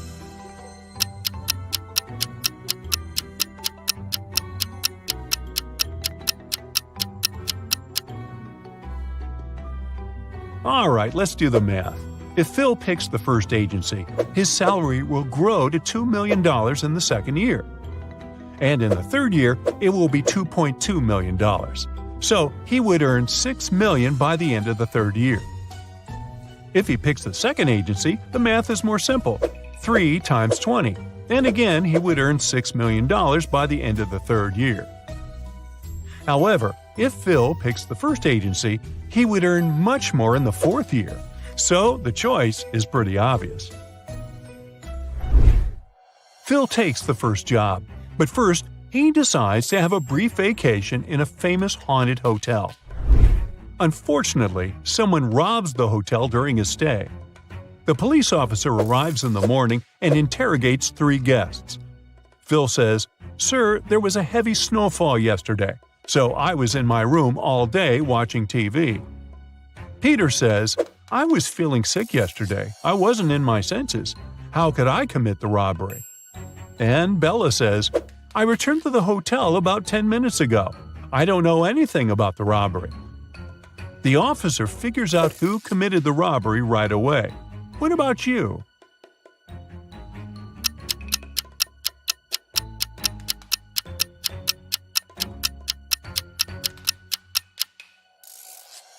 Bella is suspicious.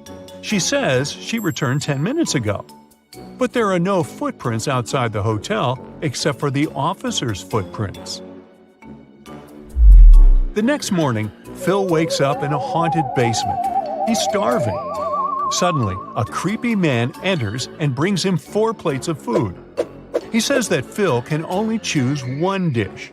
What should he choose?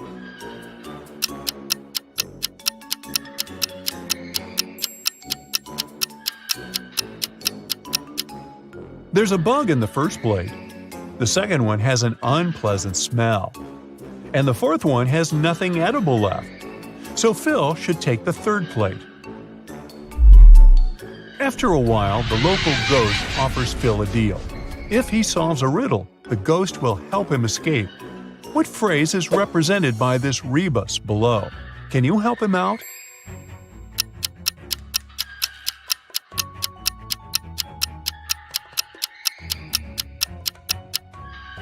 It means, I am surrounded by enemies. Phil keeps on chasing the ghost and falls into a pit. He ends up getting trapped in a cave. Phil comes across 3 doors. Behind the first door, there's a maze. He will be lost for the rest of his life trying to get through. There's a deep, narrow chasm behind the second door. If Phil steps in, he'll fall into it. There's a zombie behind the third door. He loves feasting on humans. What should Phil do to escape?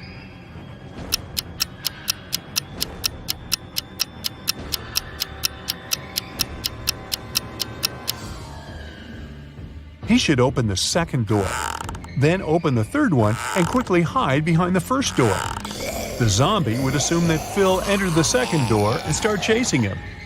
The zombie will fall into the chasm and Phil will be free to go through the third door. Phil gets out of the trap and returns to the city. He's walking down the street. Suddenly, a pretty lady approaches him and asks to call the police. Someone stole her bag that had millions of dollars. Phil questions her about the thief. She says she was walking down the street when a guy came running from behind. He was wearing gloves and a face mask. He snatched the bag and ran away. She couldn't even see him. Phil asks, "How come you have scratches all over your face?" She replies that she tried to catch him and he scratched her cheek with a golden ring. It was on his right hand. Phil immediately understands that her story is fake. Why?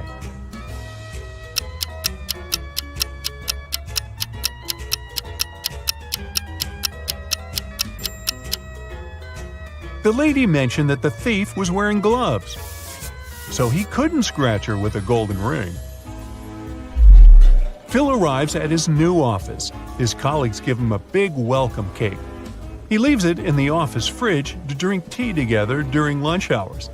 He opens the fridge again and sees that someone bit his cake. Phil questions for suspects. Bella says she's been at a business meeting all morning. She hasn't even entered the kitchen today. Sam entered the kitchen only 2 times to use the coffee machine, but he didn't open the fridge. And Hannah says she's on a sugar-free diet. Lily says she was at the dentist all morning, and she just got here. Who's lying?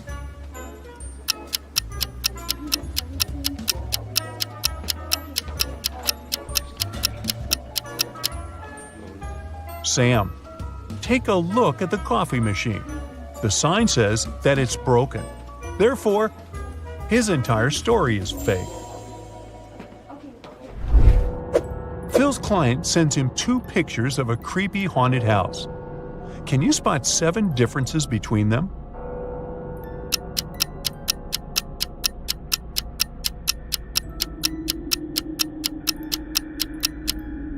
Here they are.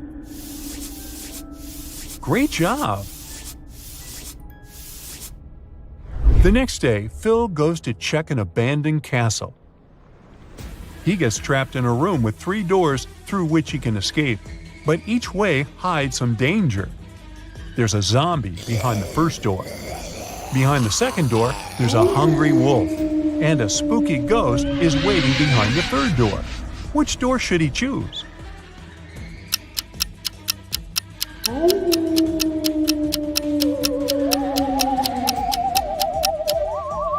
Ghosts tend to scare people, but they are not dangerous, so the third door is the safest option. Phil finds himself in a hallway. The door is closed and the lock appears to be quite complex.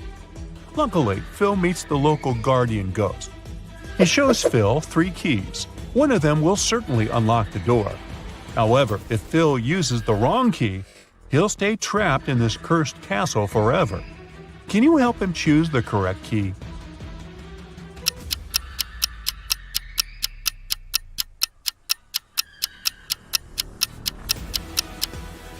Only the second key fits perfectly. Luna and her dog Leo blog about their trips in a van. Their bags are packed and they're ready for a new adventure. Can you spot anything odd in this picture?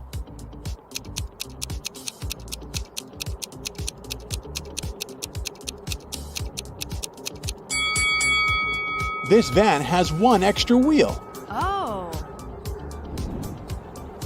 Luna fixes her vehicle and they hit the road. Their first destination is the local waterfall, which is a favorite tourist spot. But unfortunately, the map is pretty twisted. Can you help Luna figure out the right path?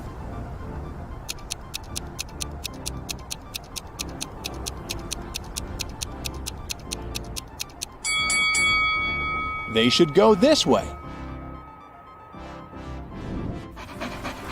Luna and Leo arrive at the waterfall and go swimming. Can you spot anything weird here?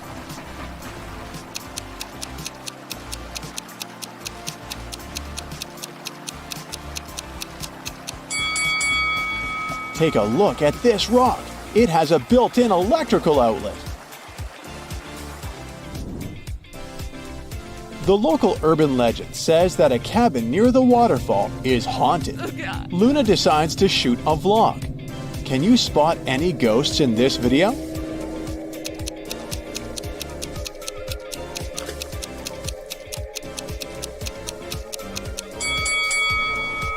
The apple is moving on its own. Spooky! What about the basement? Can you find any ghosts?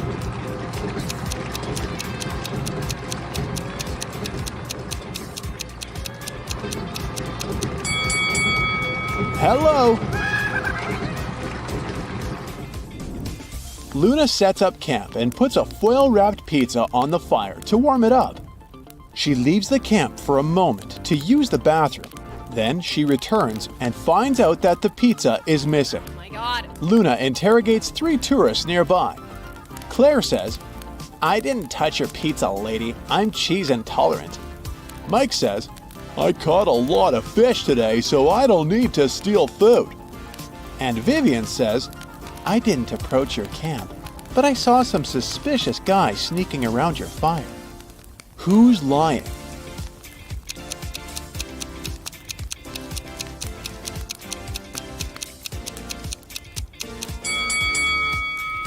Take a look at the footprints left around the camp. These clearly belong to Leo, and these ones to Luna. But there's another pair of human boot prints identical to those that Vivian left on her own camp. Busted! Oh. In the evening, Luna parks her van in a desert. She takes out her telescope to observe the stars. Can you find the correct shadow?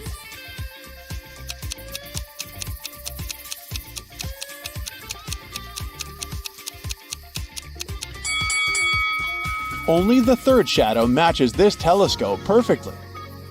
Yes! The next morning, Luna goes for a walk. Oh no!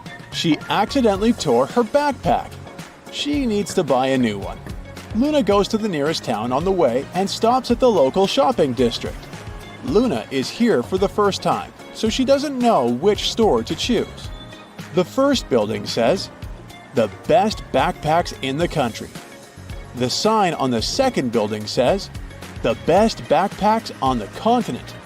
And the third building is advertising the best backpacks in the universe. Then, Luna spots a small store at the end of the street. She chooses it without hesitation. What's written on this building? Any ideas?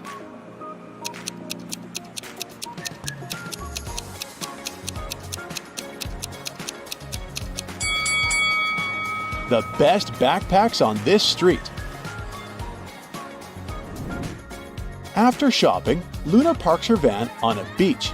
She sees a group of friends hanging out on the shore. But it's not that simple. One of these guys is a werewolf. Can you guess who?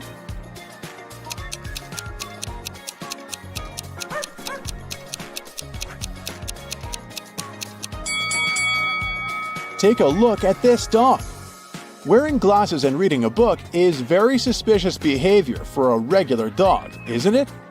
That's because it's a transformed werewolf. Suddenly, the wind carries away Luna's hat. She runs after it and faces a strange old guy. He says, "I'll give you back your hat if you manage to find its shadow." Can you help Luna?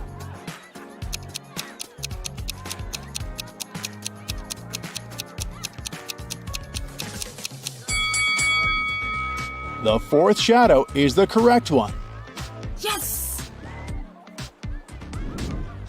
Luna and Leo go to the beach cafe. Luna takes a look at the customers and spots a married person right away. Oh! What about you?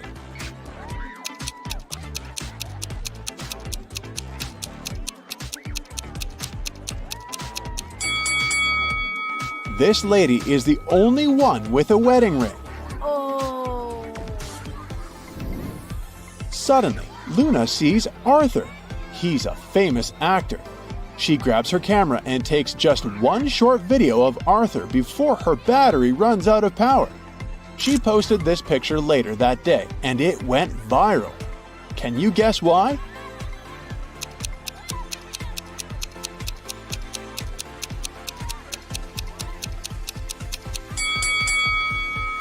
Arthur is sneaking a golden bracelet from the arm of the local waitress. This picture is so exclusive because it shows a celebrity committing a crime. Oh no! Our next stop is the yoga festival. Luna puts on an entrance bracelet in the lobby and enters the space. After a while, she meets these three people. Hello! Each claims to be a yoga teacher. Only one of them is telling the truth. Can you spot the imposters?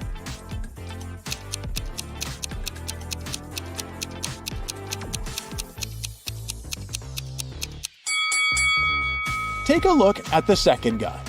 There's a warning poster with his portrait hanging on a wall. So, he's a wanted criminal pretending to be a teacher. The first guy doesn't wear an entrance bracelet, so he probably entered the event illegally. Therefore, the first and the second guys are imposters, and the third lady is a real yoga teacher. Luna fastens Leo's leash to the fence and goes to the bathroom. After that, she returns to pick him up, but Leo is gone. What? Someone unfastened the collar and allowed him to escape. Luna questions three people standing nearby. Mia says, "I heard your dog barking while I was at the massage parlor. It annoyed me so much that I put on my headphones."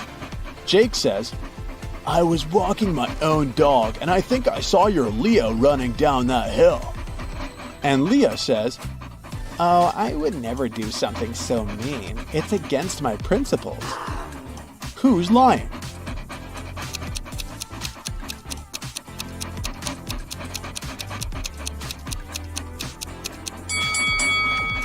Take a look at Jake's dog. It's wearing a collar with Leo's name on it. It's very unlikely that his dog has the same name and is wearing the exact same collar. Jake stole Leo's collar and put it on his own dog. That's why Leo had the opportunity to escape. Oh no! Luna is running across the field looking for Leo. Can you help her?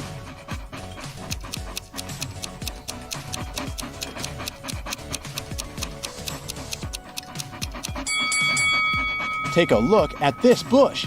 This tail looks familiar. Luna finds Leo. It's getting dark, so the guys hit the road.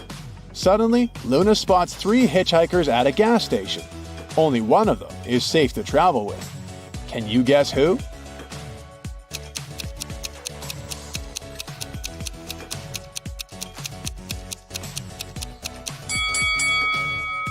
The first lady looks pretty innocent, but take a closer look. She's using a USB connector in her navel to charge her phone. She must be a robot. No, thank you. Next, the second guy has a vampire bite on his arm. He'll probably turn into a vampire soon. Luna should pick the third lady. Hello. Luna takes the third passenger on board. Her name is Amy, and she's a travel blogger too. She tells about a secret abandoned town 10 minutes away from their current location. They decide to go investigate this spot together. Can you find anything odd in this area?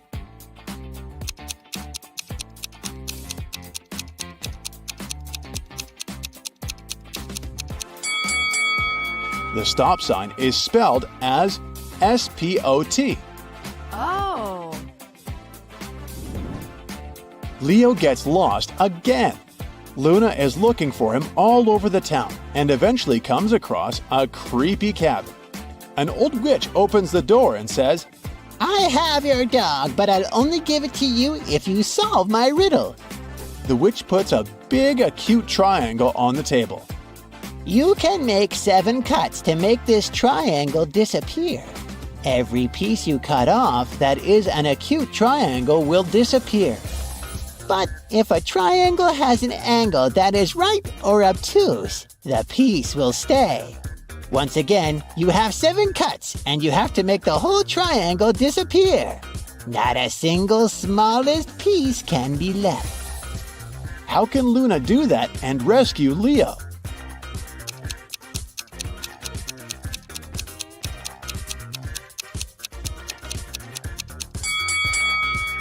Whenever you make a cut, it will either produce 2 right angles of an acute and obtuse angle.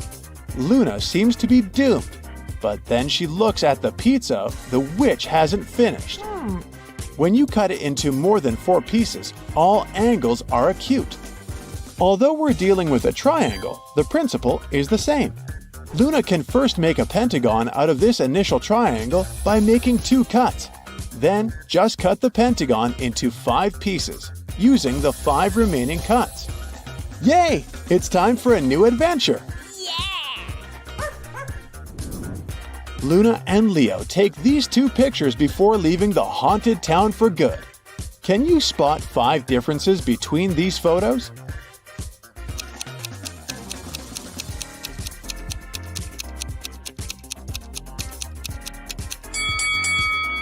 Here they are.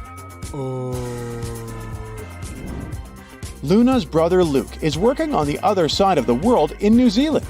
Luna misses him very much, so she asked him to take a selfie and immediately send it to her. Luke sends this picture. Luna begins to suspect that he's hiding something from her. Why?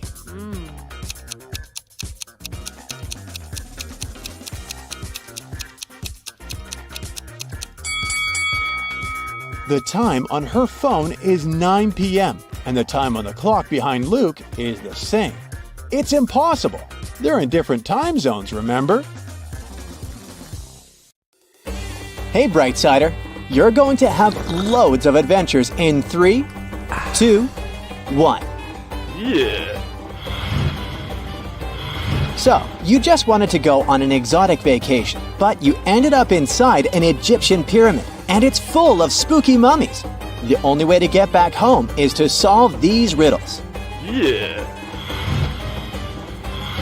You've fallen down a tunnel, which means you can't go back the same way. Uh-oh. There are 3 doors in front of you with snakes, scorpions, and scarabs behind each of them, respectively. Uh-oh. You need to choose the safest one.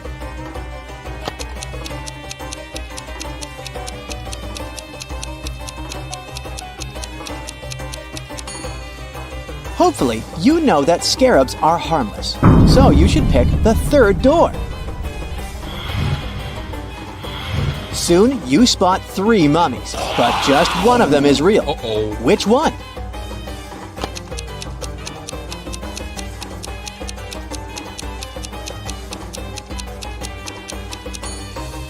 Look at the 3rd one.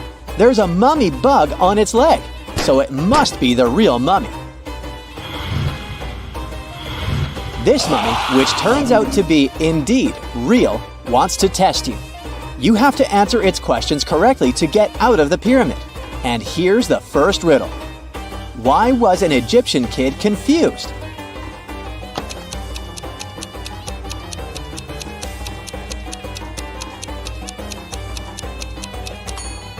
That's because their daddy was a mummy. What do you call Ryan Gosling disguised as a mummy?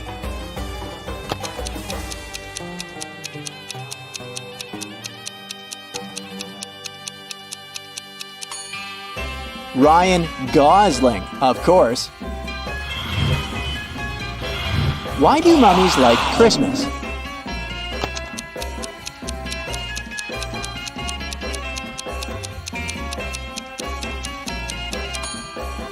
Because there are so many gifts and wrappings. That's why. You're finally free and can see your friends. Uh-oh, bad news. One of them is possessed, but you don't know which one it is. You can't bring them back home in such a state, so you gotta find out who is in trouble.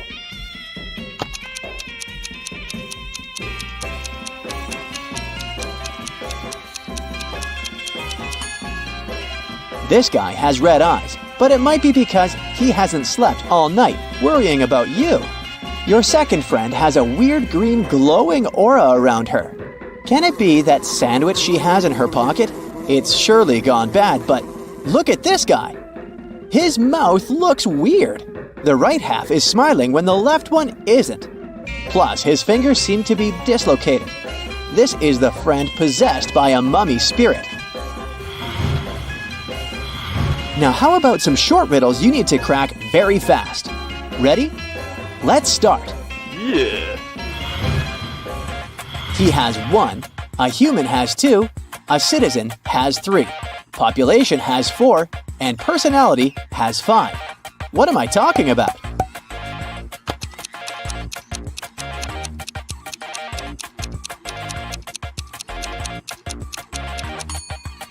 Syllables. Why is it so easy to weigh fish?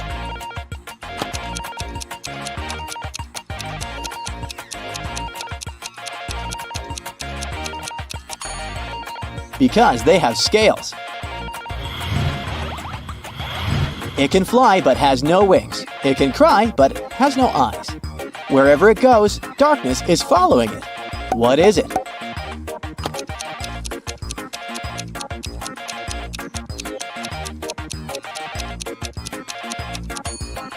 It's a cloud. I have one. You have one. If you remove the first letter, a bit is still there. Remove the second, and the bit remains. Try again and remove the third, but it stays. What is it we have?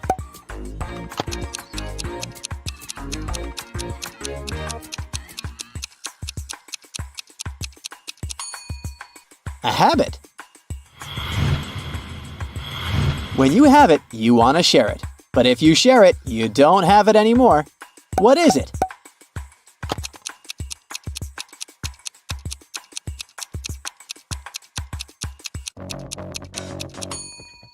It's a secret.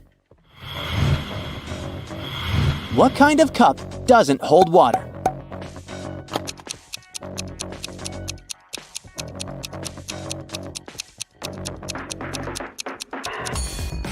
A cupcake. The more of them you take, the more you leave behind. What am I talking about?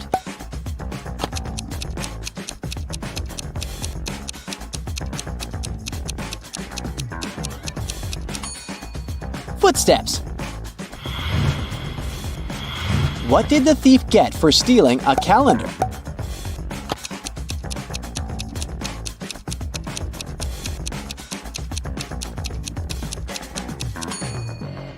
"12 months. You measure its life in hours and minutes, and it serves you by expiring. It's quick when it's thin and slow when it's fat. Its biggest enemy is the wind. The longer it lives, the smaller it becomes. What is it?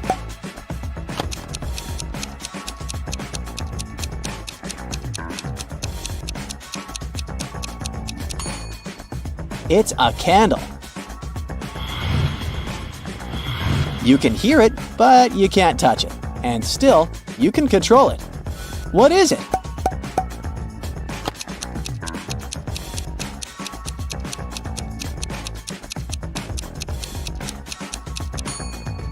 It's your voice.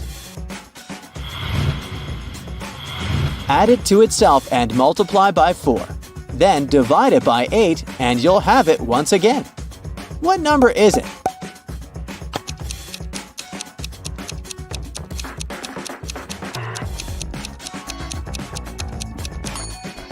It can be literally any number. What kind of coat can you put on only when it's wet?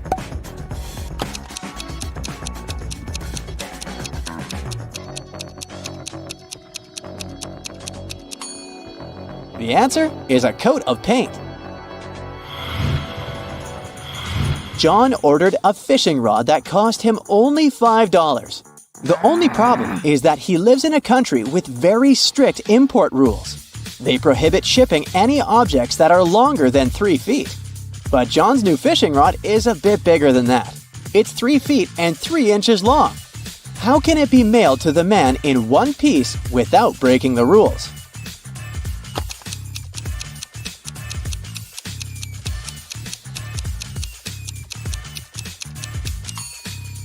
The fishing rod can be put in a box that is 3 feet on all sides. Then, the fishing rod will easily fit within the diagonal of the box, with a lot of room to spare.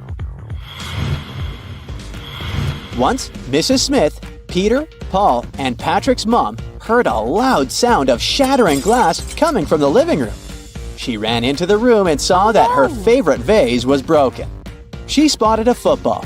She asked her sons what had happened, and each of them told her his own version of the accident. Peter said that Paul hadn't kicked the ball. He added that he knew for sure that Patrick had done this. Paul said that Patrick wasn't guilty. He also added that he hadn't finished his homework. And Patrick said that Paul had broken the vase, and he knew for sure because Peter didn't play football at home. How can Mrs. Smith understand who broke the vase if the following is true? One boy lied in both of his statements. 2 boys told the truth.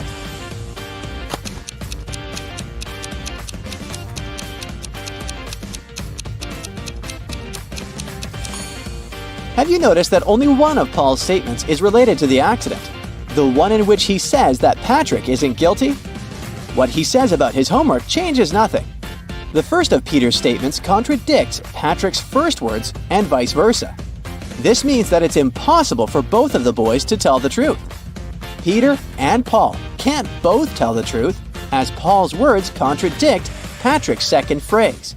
That's why Patrick and Paul can't lie, meaning that Peter lied in both his statements, which means that Paul broke the vase. Miranda is practicing her dance steps together with her friends. In a particular sequence, all of them form a row. At that point, Miranda is the 4th from either side of the row. Can you figure out how many girls are practicing together?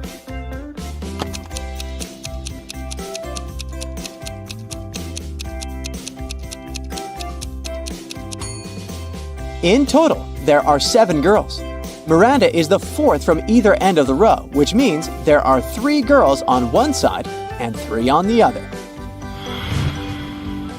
Marta got into a trap set by a powerful witch. The girl got locked in a jail cell, and the only thing that could probably help her escape was a special magic elixir. Marta found 3 jars. The liquid from the first one could turn her into a superwoman. The second jar contained the liquid that turned people into zombies. And if Marta drank the elixir from the third jar, she would turn into a vampire. The effect of each elixir could last for half an hour. Which of them should Marta drink?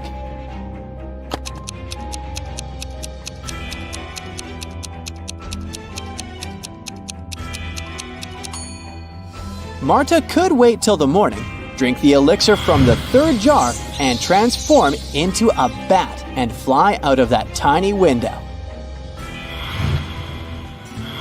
In 2 years, this dog is going to be twice as old as it was 5 years ago. How old is the dog at the moment?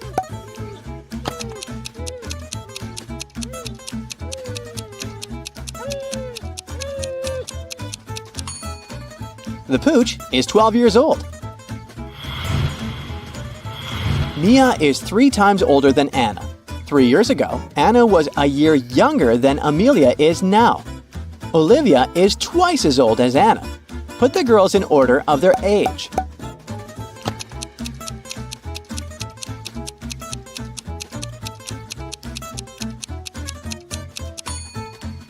It goes like this: Mia, Olivia, Anna, and Amelia.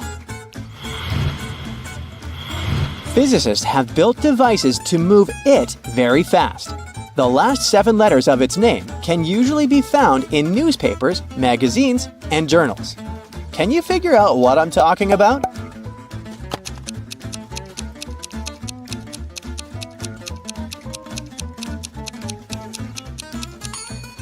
A particle. Lewis and his friend Mark were playing basketball. Suddenly, their ball landed in the garden of Lewis's neighbor, a very unfriendly gentleman. An even more unfriendly dog was guarding that garden. Luckily, it was tied to a tree, but the ball fell too close to that tree. If the dog spotted Lewis, it would follow the guy's every step, and if the guy came close enough, the dog would bite him. How can Lewis get his ball back without getting hurt in the process?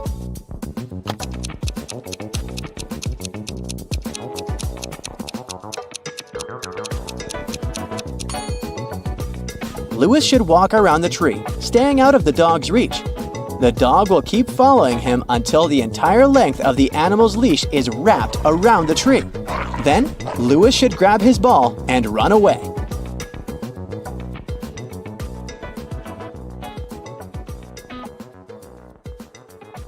Richard was working for the No Time to Lose Corporation, which was a company protecting the space and time continuum.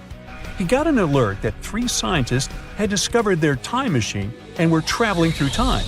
This was a threat to the existence of humanity, so Richard had to stop them.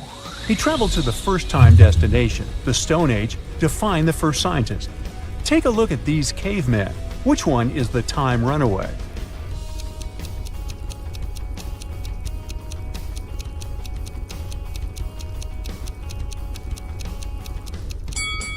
Take a look at the blonde lady on the right. She's drawing those cave paintings with red lipstick. She's definitely from the future. Richard traveled to his second time destination, the Renaissance. Take a look at the people here inside the palace. Which one is our second time runaway?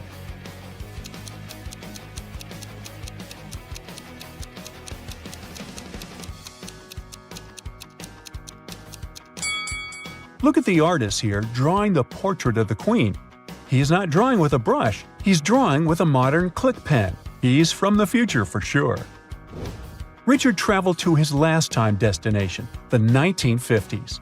Take a look at the people inside the Hollywood film studio. Who is the third time runaway?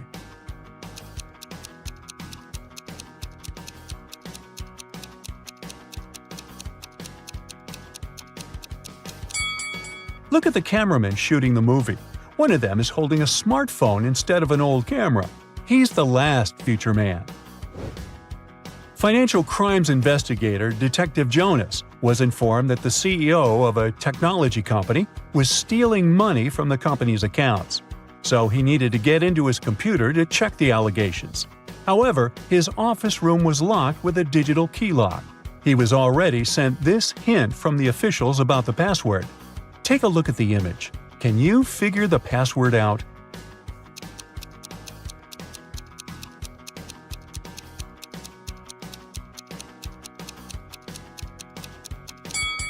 It's 7586.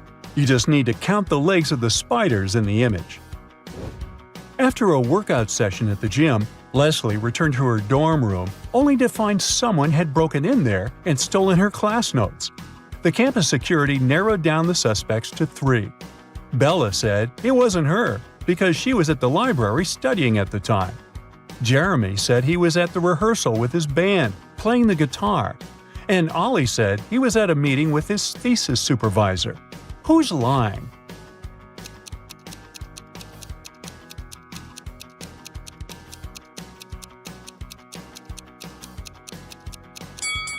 It's Jeremy. He has a cast around his forefinger. He couldn't play the guitar like that. A popular sneaker company was releasing new limited edition sneakers in collaboration with Jesse's favorite celebrity. So he rushed to the store to get a pair for himself, only to find that there was only one pair left. Another customer was also there to get that last pair. The store owner said, "I will sell them to whomever can answer my riddle. I'm easy to lift but hard to throw. What am I?"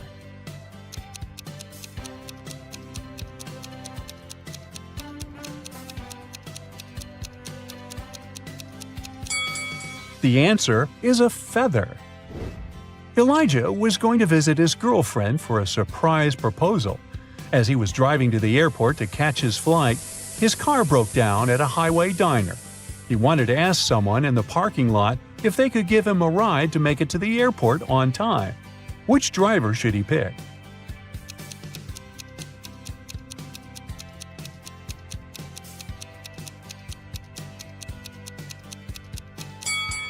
The first car has a flat tire in the back. The driver can't get Elijah to the airport on time. Inside the second car, there's a thief hiding in the back seat. Pass. So he should ask the third driver.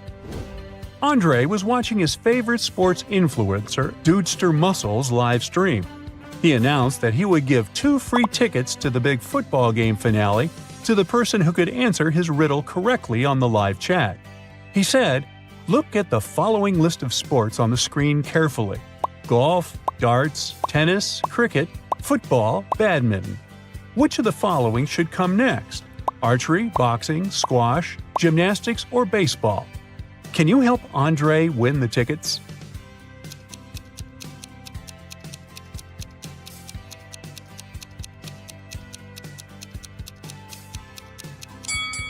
The answer is gymnastics, because it has 10 letters, and the sports are in order of how many letters they have. Take a look at the room. Can you help Detective Penelope spot the robber?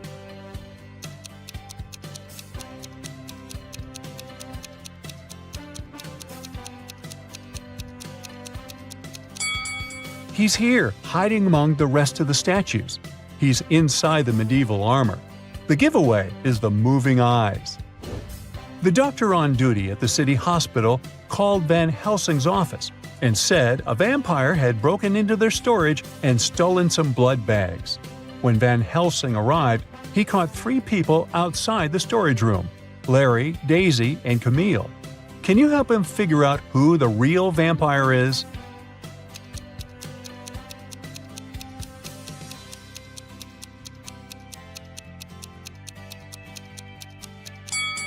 Larry had red spots all over his mouth, but take a look at his hands. He's holding an empty burger package, so that must be ketchup from the burger he just ate. Camille is wearing red lipstick, and the red spots on her face are just smudges. But check out Daisy's backpack. It has red stains. The blood bags must have spilled in there. She is the real vampire. Commander Ryan was working at the space station. One day, he realized that critical equipment had been sabotaged. He was suspicious of 3 astronauts. Alex claimed he was busy conducting experiments in the lab. Jordan said he was in the living quarters resting. Mia said she was out on a spacewalk repairing an external panel. Who is the saboteur?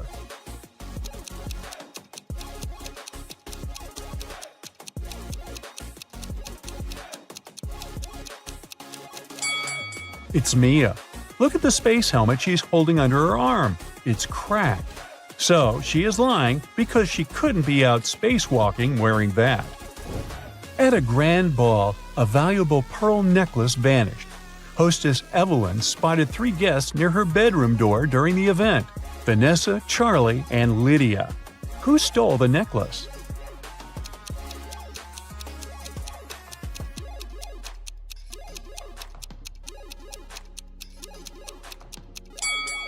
The necklace thief is Charlie. Look at the buttons of his tuxedo. They are each a pearl. He must have broken the necklace chain and replaced his button with the pearls to smuggle them out without getting noticed. Ava was an antique collector. She went to a clock shop to buy an old wall clock to add to her collection. There were 3 clocks on display, but only one was showing the correct time. Which one is that?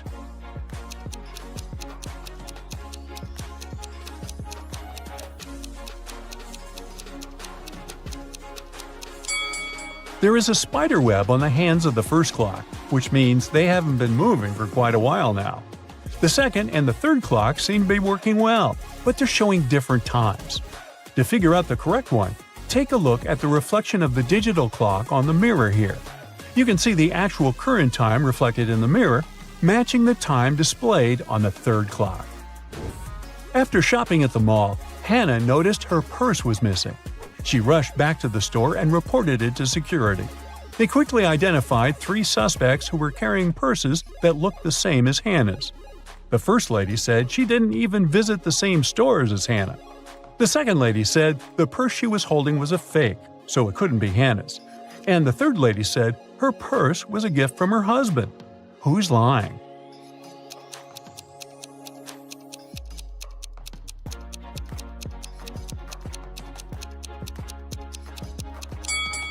The third lady's lying.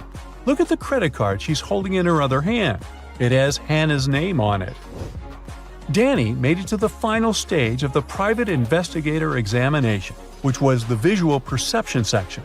He was presented with the image of this tower made of blocks and was asked to correctly identify the view from the top. Can you help him win his certificate?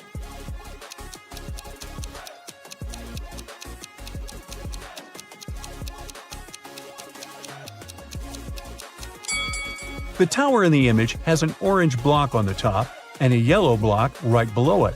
However, they are of equal sizes, so the yellow block won't be visible from the top, as well as the even smaller third block. Then comes a larger yellow block with a slightly larger orange at the bottom. So the correct answer is A. Alex and Jordan are in grave danger. They both find themselves stranded on a deserted island. They've been without food or water for over 4 days now, and probably won't last too much longer. Take a look at these images.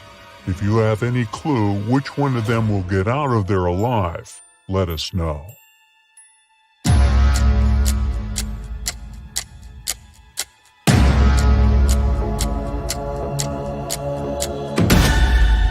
Jordan, the guy on the left, has a way to survive this whole thing.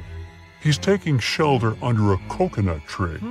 He can simply open up the coconut and he'll have some food and water to get him by until some rescue team shows up.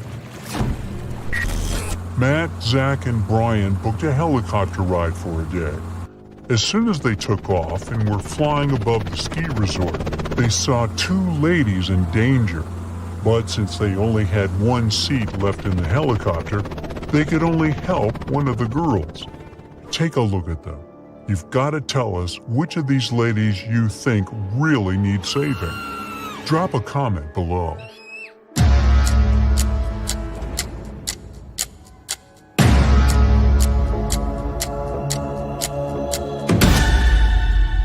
It's the lady on the left, hanging on the top of the cliff. She can fall at any moment. The other lady can slide down the slope without her skiing poles, that's for sure. It's time to see the dentist again. Both Nan and John have appointments to get rid of their cavities. What they don't know is that a maniac criminal has kidnapped one of the dentists and is passing as him. Take a look at the images. Tell us below who you think should run out of that office ASAP.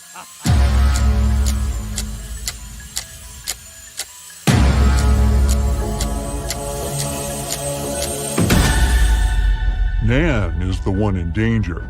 Look, behind there is a jar with human ears floating in some weird liquid. That guy is definitely not a real dentist. 2 motorbikers are riding down the street at full speed. One of them is about to hit a crossing where a lot of school kids pass, and the other is doing tricks like putting his hands up in the air.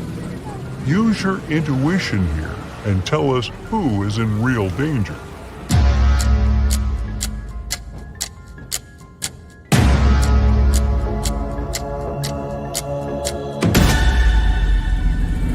It's the guy heading to the crossing. If he doesn't slow down, he'll probably hurt himself, the lady that's riding with him, and the kids. Barbara has a temperamental pit bull. It's known to attack the occasional stranger, so she makes sure to put a mouth guard on her dog. Stevie also has a pit bull who has never attacked anyone, so she usually lets him off the leash. Take a look at the pictures. Be the quickest one here to tell us your guess. Which dog poses a real threat to strangers?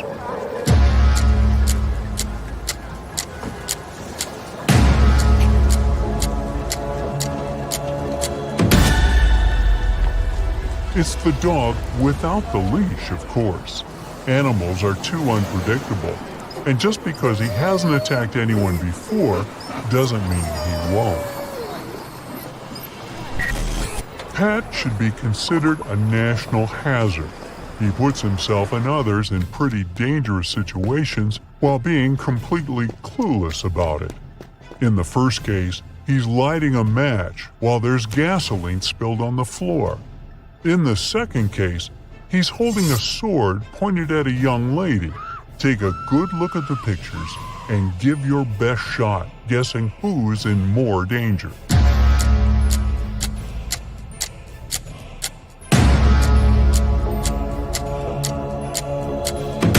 He's in danger in the first scenario, of course, plus all the other people in the gas station.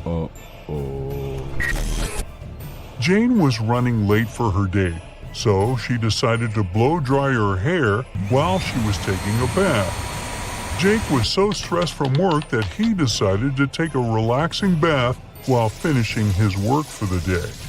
Hurry, give us your take below on who is probably going down the drain on this one.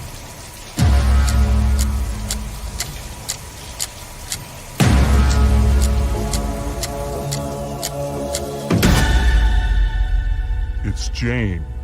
Her blow dryer is plugged into the source, and it's never a good idea to mix water and electronic devices, right? Jim and Andrew were taken to the hospital for an operation the same day a burglar escaped prison. They had no idea, but one of them was in a life-threatening situation. The burglar was planning on stealing all their belongings once the anesthetics kicked in. Take a look at this bizarre scenario and give us your 2 cents about this debacle.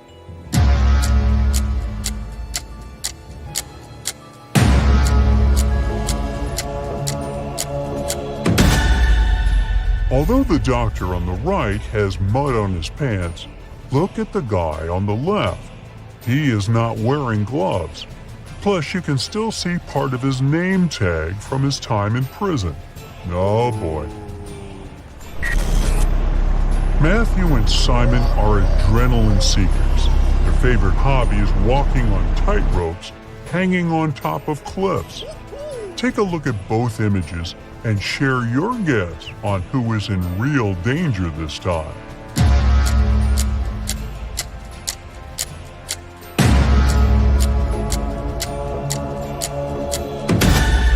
It's Simon, the one on the right.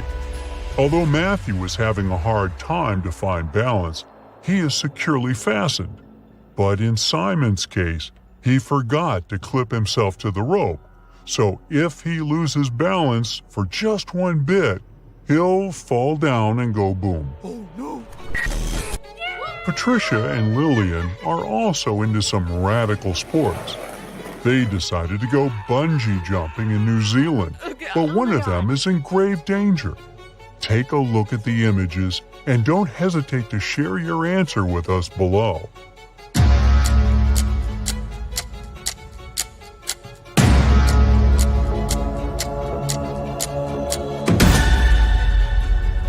Uh-oh. It looks like Patricia decided to bungee jump without shoes, and the straps around her feet can slip off any second. She could seriously hurt herself. There are 2 Supermen flying around town saving people, but one of them is hurting more people than helping.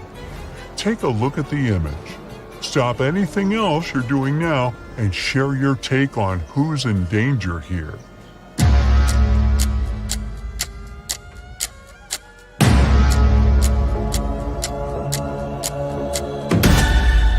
The guy on the right, he's not a real Superman. For starters, the S on his suit is the other way around. Plus, he's got some blood on his hands. I don't even want to know why.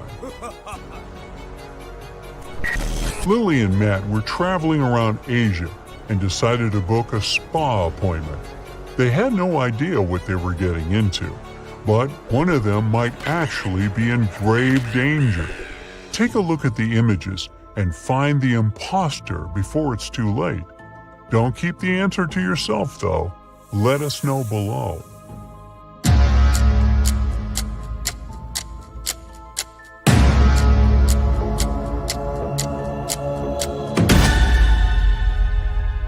Lily got lucky. She just got a normal acupuncture session. But Matt is in danger. The guy put venomous snakes and spiders on top of him. That's not safe at all. Understatement. Oh no.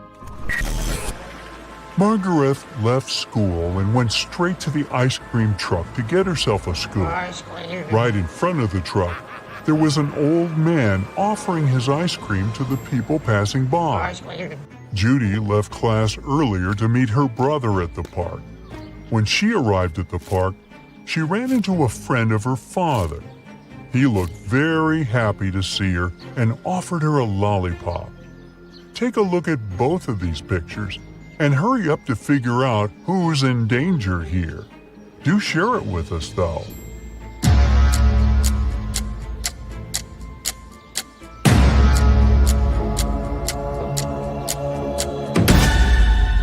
None of the girls are in danger, but the guy offering a lollipop to Judy is in grave danger.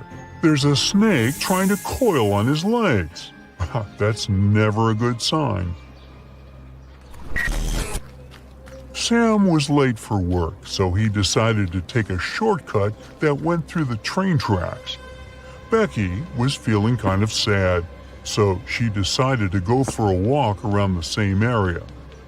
What they didn't know was that the new electric train didn't make any noise, and it was passing by around the same time they were crossing the tracks.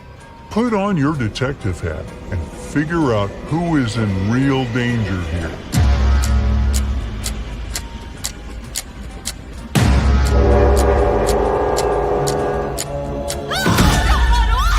It's Sam.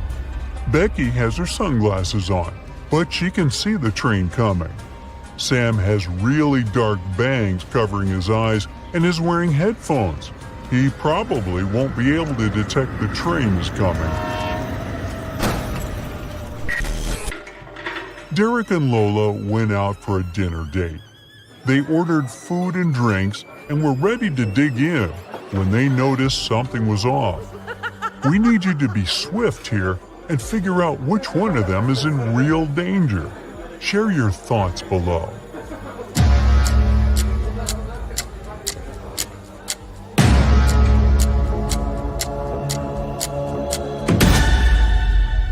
It's Derek. His soft drink looks a bit too greenish, don't you think? Oh God. One day, Marcus was going home from work.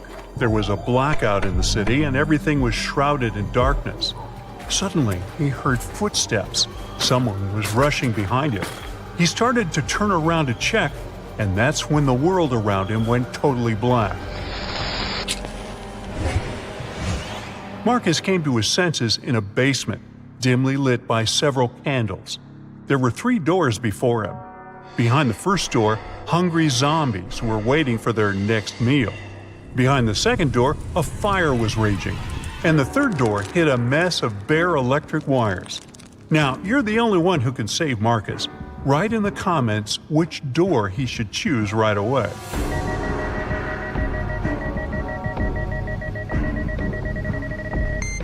As you might remember, there's a blackout in the city, so electrical wires are totally harmless at the moment. Marcus should slip through the third door. Strangely enough, the guy found himself in a barber shop. After staring at the scene in front of his eyes for a moment, he realized that one of his clients was in grave danger. Write who it is in the comments below and prove yourself to be as smart as Marcus.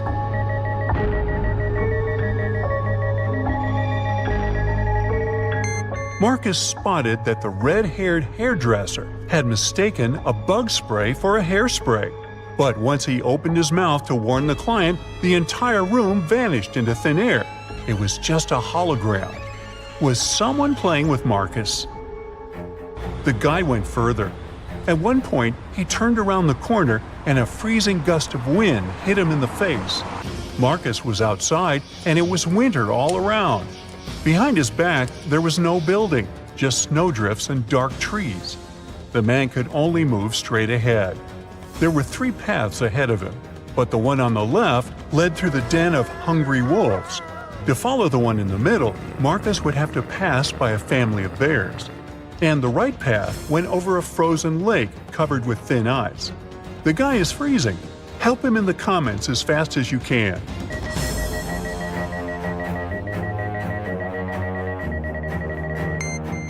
Marcus should choose the path in the middle. It's winter, and bears kind of hibernate during this season. The guy is quiet, he won't wake them up, and will get out of the forest safely. And indeed, Marcus managed to escape danger and soon spotted a house hidden among the trees. But only after he entered did he realize it was a very strange and creepy house. The main clue was 4 doors in front of the guy. Behind door number 1, there was a room filled with piranha-infested water. Door number 2 hit a mountain slope. When someone stepped on it, an avalanche came hurtling down. Behind door 3, there were electric wires hanging low above the floor and some wet stains on the floor. And behind door number 4, there was nothing but a small room with just one window on the 58th floor, nothing else. Write your pick in the comments below faster than the other Brightside detectives.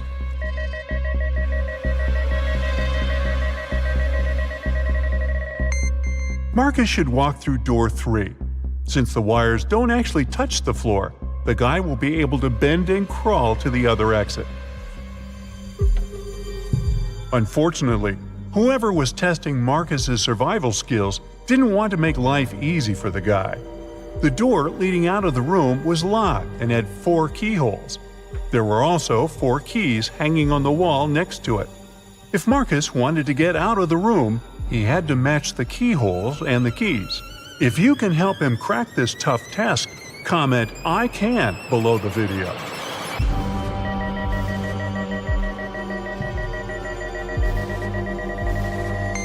Look at the bows of these keys. They all have openings with different numbers of edges. And the trick here is that the number of edges should meet the code number under each keyhole. Marcus was finally out of that scary room, but his adventures were far from over.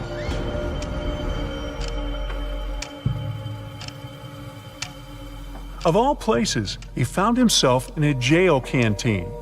To get past these inmates, he needed to figure out which of them was the wealthiest. Can you help Marcus?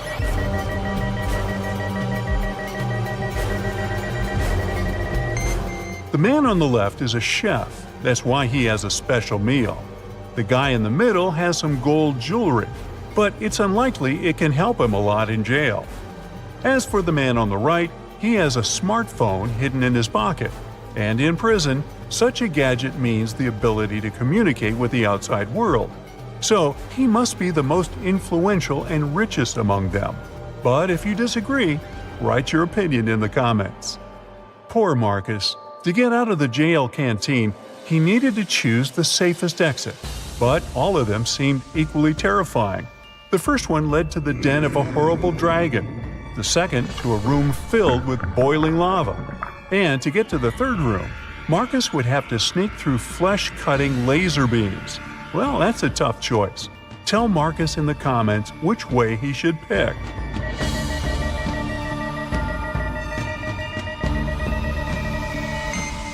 The safest way is probably to sneak through the third exit. It's not going to be a walk in the park, but at least those laser beams are not moving. The next place Marcus found himself was in a battle area. Apparently, that mysterious force that was playing with him had notched the game. 3 creatures were waiting for the guy, and he needed to fight one of them to survive. The first monster had the head of a rattlesnake and the body of a giant ferret. The second one had the body of a gorilla and the head of an alligator.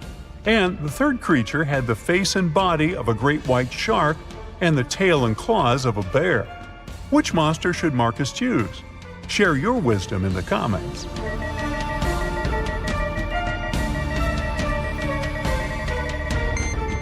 The first 2 monsters are likely to be extremely dangerous opponents. Imagine how agile and venomous the snake ferret might be. And the gorilla gator is certainly too strong for Marcus to defeat. As for the shark bear, well, since sharks have gills and can't breathe on land, the guy will just need to wait a bit, and this opponent will get out of his way on his own. Once everything was over, Marcus was transported to a dimly lit room. A bizarre-looking family was in front of him. Marcus had to figure out which member of this family was possessed by a ghost. Being as observant as he was, he soon found the answer. And how observant are you? Write in the comments.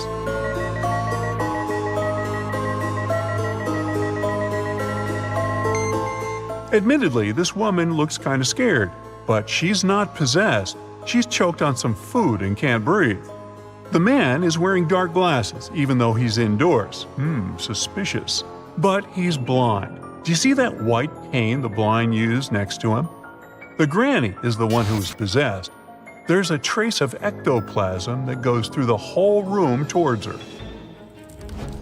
After successfully cracking the riddle, Marcus found himself in a jungle. After wandering for hours, he came to a place where the path split into 3 smaller trails.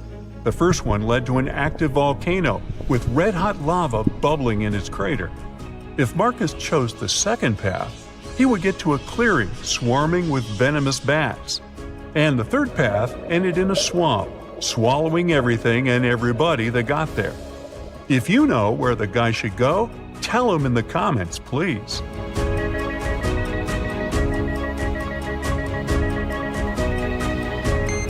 Marcus chose the second path, since most bats are only active at night, plus they almost never attack humans, and found himself at home in his own bed. Was it just a creepy, very detailed dream? Write what you think about it. Emma, a sharp law student, was at the supermarket when she noticed 3 people acting oddly, seemingly eyeing the same package of pasta. Who's up to no good?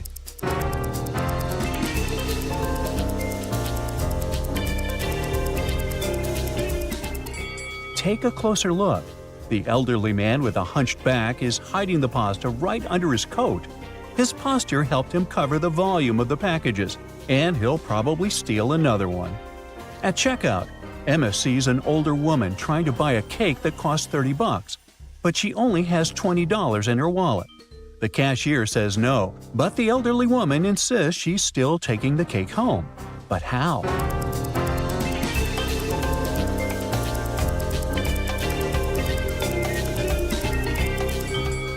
Well, no need to call security. She's just going to use the digital wallet on her phone. She might be older, but she keeps up with the trends. Back at home, Emma feels like something's off. She starts scanning her porch, trying to figure out if it's just her imagination or if something's wrong. What's out of place?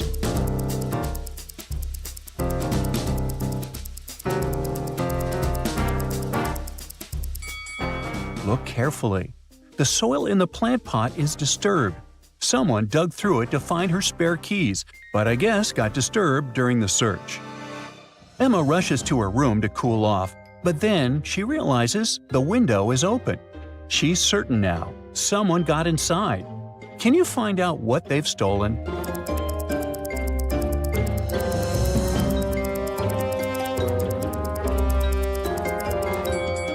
Take a look at the desk. The mouse and keyboard are there, but the computer screen is missing. She gets closer to check it out and finds a bracelet next to the keyboard with the letter M. The suspect must have left it behind by mistake, and she immediately knows who took her computer. But who was it?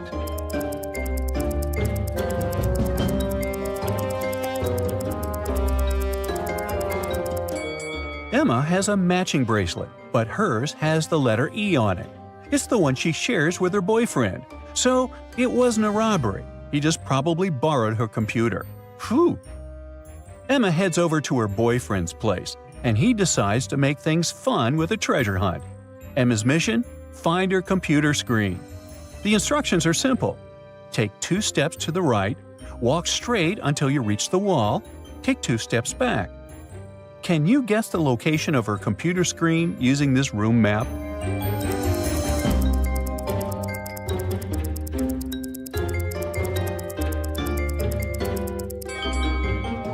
That's right, it's hidden under the rug.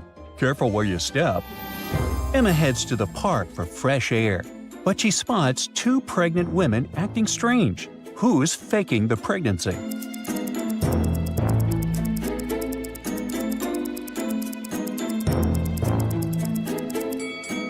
This woman has a cloth sticking out from under her blouse. She's not really pregnant, it's a fake belly. Still suspicious, Emma follows the woman to a nearby store. She watches as the woman picks out some clothes and heads to the checkout. What's she hiding? Notice anything odd?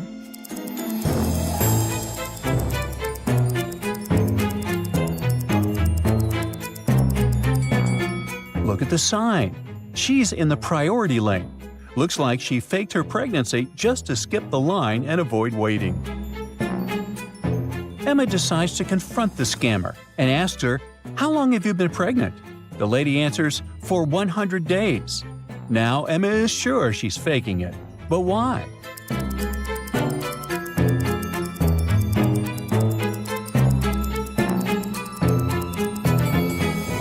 "100 days means she's about 3 months pregnant.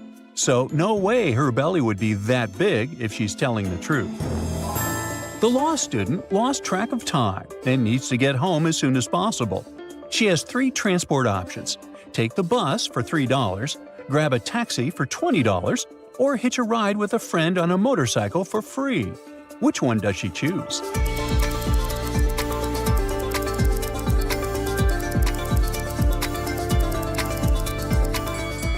The motorcycle ride sounds tempting since it's free, but here's the catch: the tire's flat. So she wouldn't get there as quickly as she needs to. The bus is cheap too, but it'll probably take ages to get home. In the end, she decides to take the taxi. Emma needs to study for a law exam. She opens her notebook and sees that her professor left her 3 riddles to solve. If she figures them all out, she'll get extra points. Can you help her? Here's the first one. I stand for order, not for fight, but cross me wrong and you'll lose the right. What am I?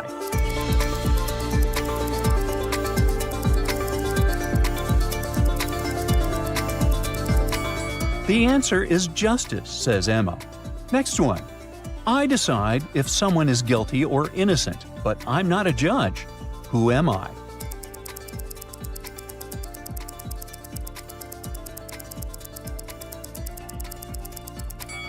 Oh, that's easy. A jury. On to the last one. I saw it all, but kept no score. When asked to speak, I tell what's more. Who am I?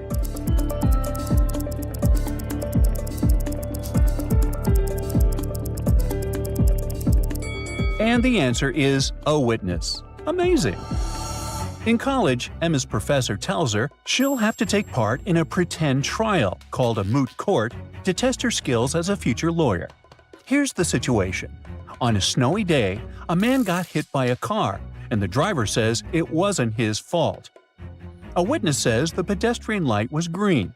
The driver claims he was going within the speed limit, and the victim says he was on the crosswalk. Now look at the scene and answer, who's lying?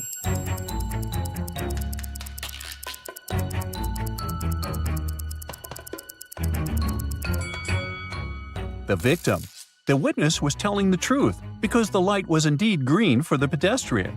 But those footprints in the snow show that the victim crossed outside the crosswalk, so it wasn't the driver's fault. The professor keeps testing Emma and suggests another situation. A lawyer goes to the house of a rich man who passed away. The will clearly states, "I leave my fortune to my son Mark and my daughter Anna, with the condition that she must finish engineering school to get her share." Look at the scene and tell me, will the fortune be split between the siblings?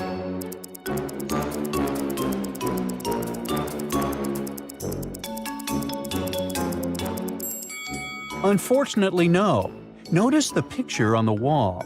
Anna is wearing a doctor's uniform, which suggests she graduated in medicine, not engineering. So only Mark gets the inheritance. It's time for the professor to hand out the grades from the last exam. Emma's friends are waiting for their results, and he says, "Whoever's wearing glasses got a D, Maria got a B, and only one girl got an A." So, who got the highest grade in the class?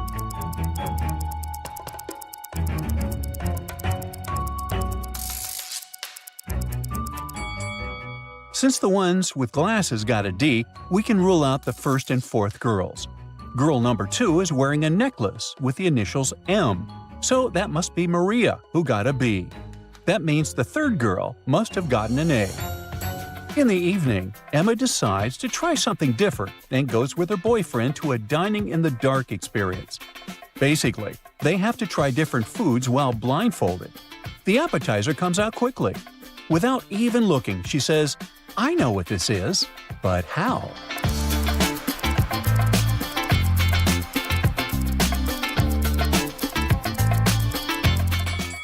Easy. She smelled it.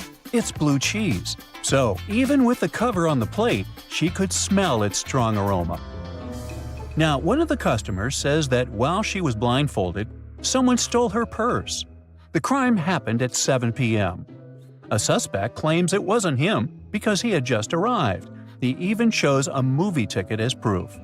Look closely at the ticket and answer, is his alibi solid?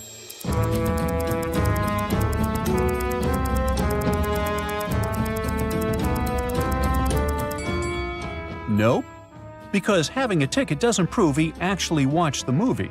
He could have just walked in, grabbed her purse, left early, and then gone back to the restaurant. The waiter brings the bill. The total for the appetizer and the main course is $150. Emma checks the cost of each dish and realizes that the main course costs $100 more than the appetizer. So, how much is each item?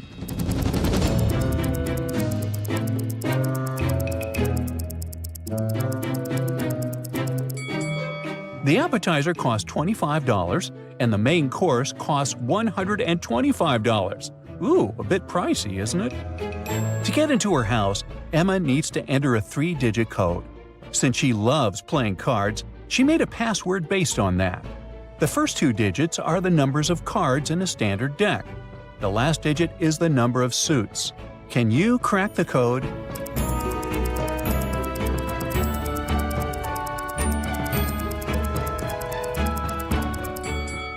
A regular deck of playing cards has 52 cards and 4 suits.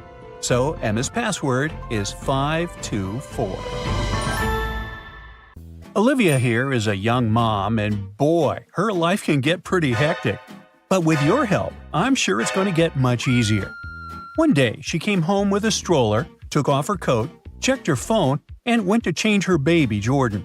Just a minute later, she needed to leave again, but she couldn't find her keys. Wow. Can you help her figure out where they are?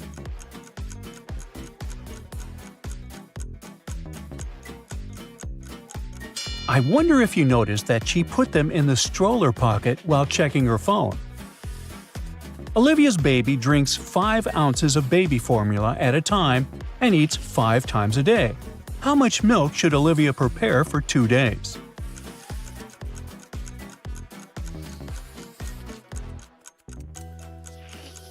Ooh, some math. Olivia needs to prepare 50 ounces of milk, which is 5 ounces times 5 times 2 days equals 50 ounces. One day, Olivia put Jordan down to nap, but 10 minutes later, the baby started crying. The woman rushed to the bedroom to see what had happened. Oh no, the pacifier was gone. Olivia searched the crib and the floor, but it was nowhere to be found. Where could it be?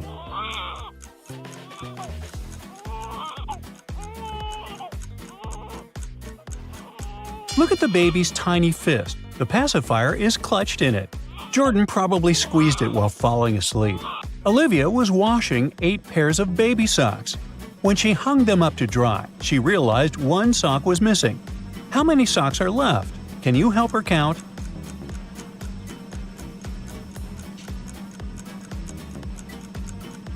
Now there are only 15 socks. 8 pairs minus 1 sock equals 15. Perfect. But now, we gotta help Olivia find the missing sock. Can you see it?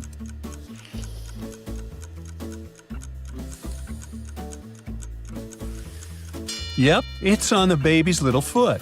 Olivia must have gotten distracted and put it on Jordan without realizing it. Once Olivia took Jordan for a walk in the park. There, she saw 2 women with strollers. One of them is a young mom and the other is a nanny.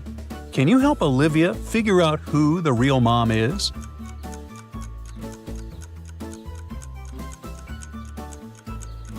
The woman on the right is a nanny. She's holding a planner with the child's schedule, feeding times, naps, walks, activities, stuff like that. The real mom doesn't need any notes because she remembers everything. Or she thinks she does.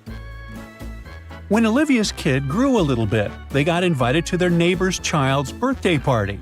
But when they came there, Olivia saw something very strange. Can you figure out what appeared strange to her?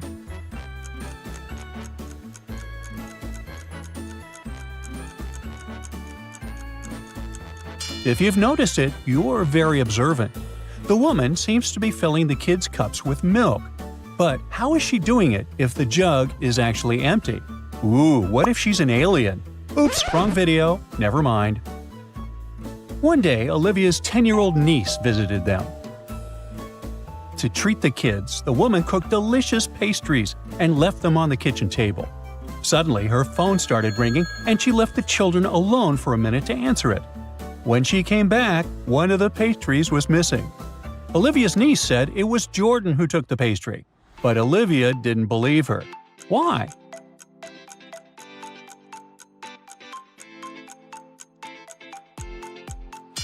Jordan is too short not only to grab the pastry but to even reach the table. The girl must have eaten the pastry and is now trying to frame the kid. Olivia and Jordan were invited to another birthday party. Look at the food the hosts are treating them with and help the woman figure out which dish is safe for her kid.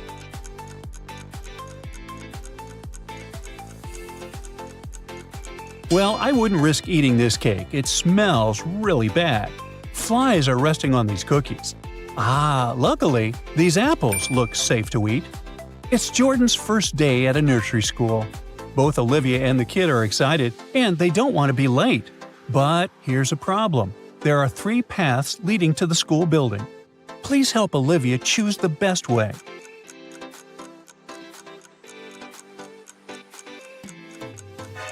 The road on the left is blocked by a fallen tree further ahead. The path in the middle has an open maintenance hole, which can lead to an accident. At the same time, the road on the right looks pretty safe. They should pick this route.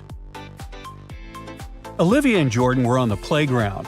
Jordan was playing in the sand, and Olivia was watching him. Suddenly, the woman realized that one of the kids' toys was missing. It was an orange teddy bear. She looked around and saw only 3 other people around. Can you figure out who took the bear? It was that elderly man.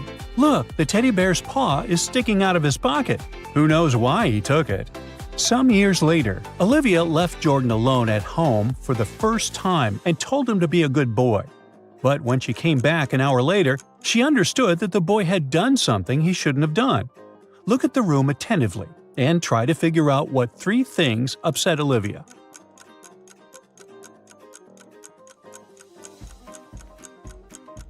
First of all, look at those brown crumbs on the floor near the bed. Jordan ate some chocolate cookies. The TV remote is not in the same place as before. The boy must have taken it to switch on the TV and watch cartoons. And finally, he was in a creative mood. Look at that drawing on the wall near the door. Jordan's birthday is around the corner, and the boy asks Olivia to invite his best friend to the party. Olivia is confused. Jordan is a very outgoing kid and has loads of friends. He's especially close to these 3 children. Look at Jordan's room and try to help Olivia figure out which kid is Jordan's best friend.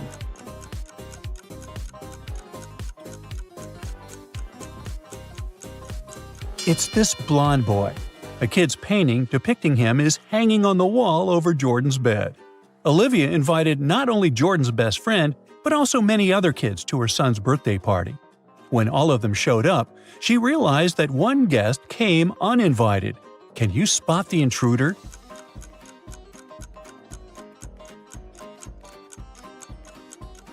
Look at this girl wearing a witch outfit. She was definitely going to a Halloween party. How did she end up at Jordan's birthday party? She was an alien. When it was time to bring in Jordan's birthday cake, Olivia was horrified. The cake was missing. The kids were all together and didn't leave the playroom, so it must be one of the parents who took the cake. Olivia switched on detective mode and soon understood who the thief was. Can you figure it out too?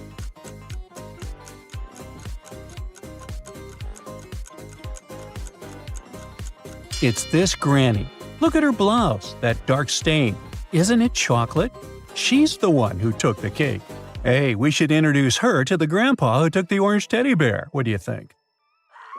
At first, Olivia panicked, but luckily, she found the solution fast enough. She called the nearest bakery and ordered another cake. They said they would send one immediately and asked her to pick a delivery person. Look at these 3 delivery people and select the most trustworthy.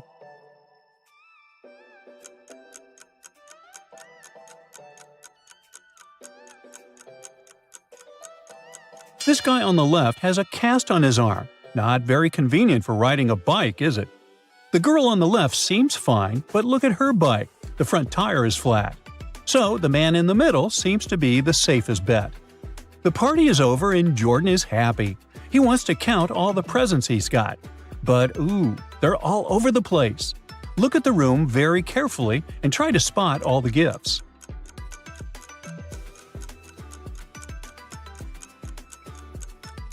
One, 2, 3. Well, these are easy to find. 4. It's under the bed. 5 and 6. One is on the armchair and the other is under the pillow on the bed. And finally, 7. It's hiding on top of the wardrobe. Jordan is now old enough to start studying French, and Olivia is looking for a tutor for her boy. Look at these 3 professionals and help the woman pick the best one.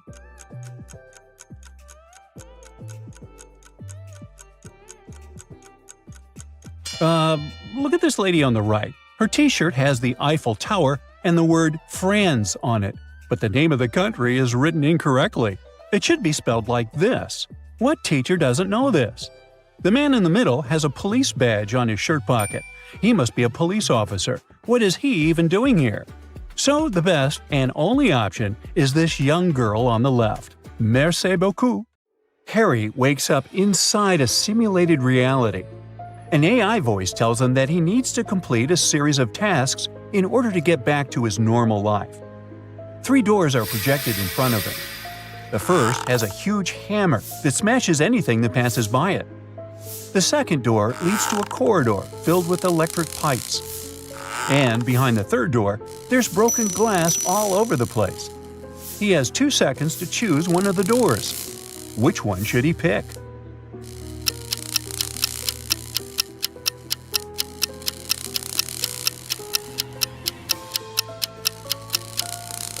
He should choose the third door. Since he's wearing shoes, he'll be all right. He goes through that door and ends up in a cage. Inside, there are 3 rescue buttons. The red button will open the cage immediately, but it also simultaneously opens a cage with a hungry lion.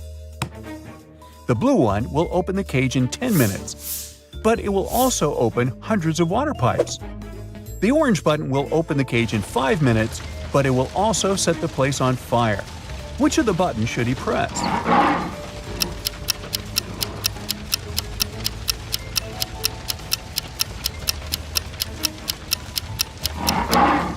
he should press the blue one.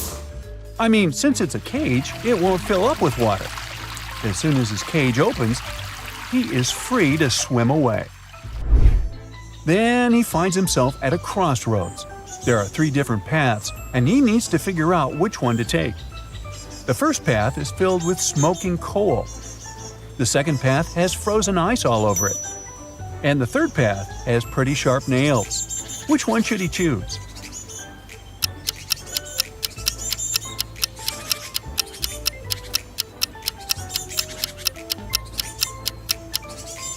He should definitely choose the middle path. Even if the ice doesn't melt during daytime, it's pretty easy to go through it. It looks like Harry is doing pretty well, so the AI controlling the game decides to make the task a bit more difficult. It projects a scene where Harry is now in a hotel lobby. He has to figure out which of the lobby guys won't help him with his luggage.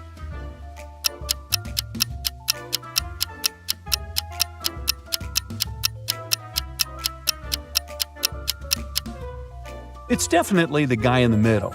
If you look closely, the guy is transparent, which means he's probably a ghost. He can't touch physical stuff, so he won't be able to help Harry.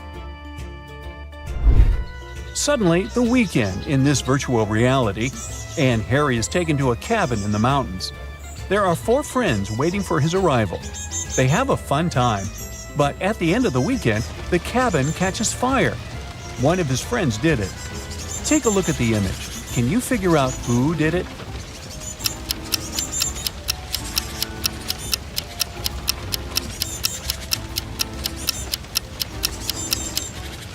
It's the third guy to the right. He has a tiny gasoline bottle hanging from his belt. Harry suddenly appears in what looks like a wedding ceremony and discovers he's the one getting married. 2 women appear in front of him. They are dressed the same, but they both have their faces covered with veils. He needs to figure out who his true bride is. Can you help him out here?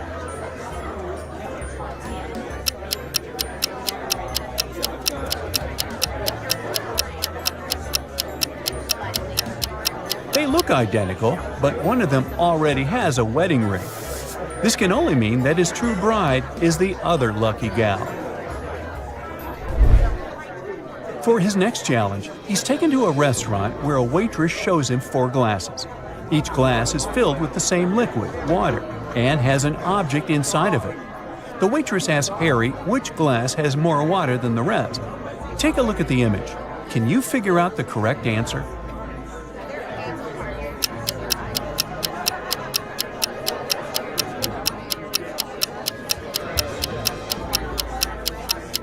This shouldn't be too hard. The last glass is the one that has more water inside. The paperclip weighs almost nothing, while the other objects are way heavier. This means there is less water in all the other glasses. Harry's doing great thanks to you. Now look at this image. There are 3 people about to parachute out of an airplane. Help Harry figure out who is in graver danger here.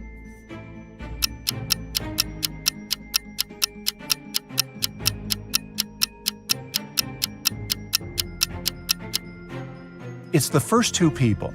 You see, there's a heavy bottle in the last guy's backpack.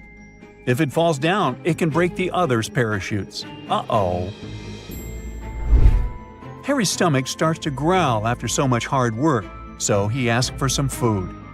The AI controlling the game decides to create 2 chefs to bake him 2 different cakes. But here's the catch. Only one is safe to eat. Take a look at both of these delicious-looking cakes. Which one is safe?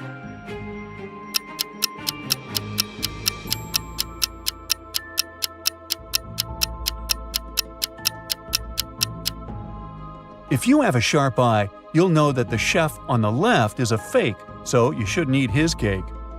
The left chef has stains all over his shirt that look like blood. Plus, he doesn't have a badge on his shirt. He has a scratch over his eye, and he's hiding a syringe in his hand behind his back. There are just too many red flags here. Harry should go for the cake on the right.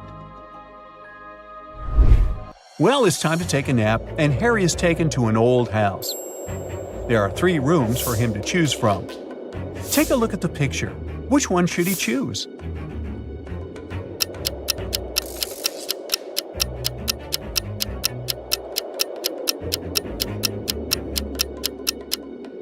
Well, so you see the hidden scenarios behind the curtains in the first room? That's a big no-no. As for the third room, notice how the AC is set to cold even though it's snowing outside. No to that, so he should definitely pick the second room.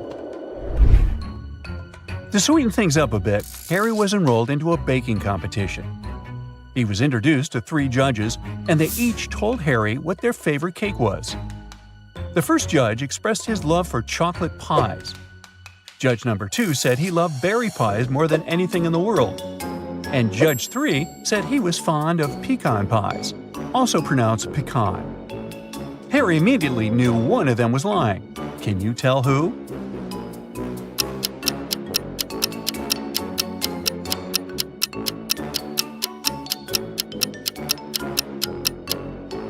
It was judge number 2. Do you see the chocolate stains and pie crumbles on the second judge's shirt? That could only mean he was enjoying a slice of chocolate pie before arriving at the competition venue. Harry needs to enter a new realm of the game, and for that, he needs to go through what looks like an airport. He didn't have any luggage with him, but he still needed to go through a security check. He went through the scanner, but he beeped every time he passed through it. Take a look at the image. Can you figure out what was making him beep so much?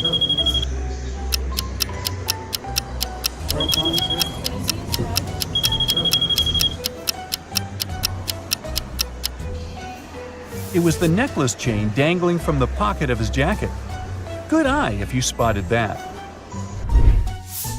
Passing through the different realms, Harry spotted a nice bakery, then decided to stop for some more nourishment. There were 3 options to choose from: a cupcake, a chocolate croissant, and a gingerbread cookie. Can you guess which one he picked?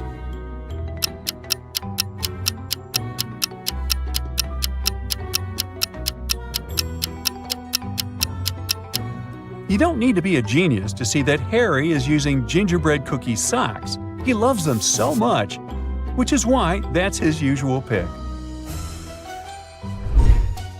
Harry arrived at the gate of the new realm, and there were 2 creatures guarding it, a lion and a unicorn. There was a little sign saying that the lion lied on Mondays, Wednesdays, and Saturdays, and that the unicorn lied on Tuesdays, Thursdays, and Sundays. Harry asked to get inside, and the lion said he needed to answer one of the riddles. He told Harry that he lied yesterday, and the unicorn said he also lied yesterday. Can you help Harry figure out which day of the week was yesterday?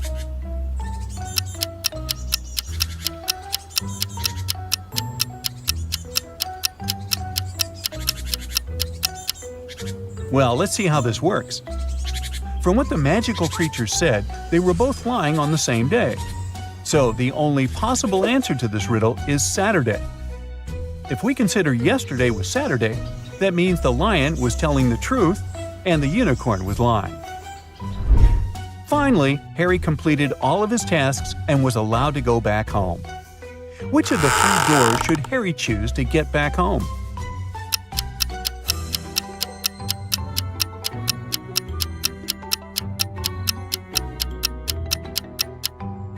Well, let's see. He should choose the door in the middle. It has a house emoji on it, which will probably take Harry directly back to the comfort of his home. Get ready to decipher the enigma. 3 women gathered at a table in a popular cafe. Their appearances seemed to reveal their financial status. 2 of them looked wealthy, while 1 woman didn't seem to be as well off. Look at these ladies very attentively and write in the comments which of them is not actually rich. The answer might not be as obvious as it seems.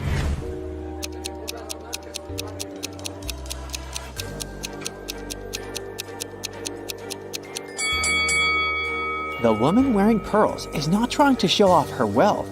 She's content with her simple, sustainable life.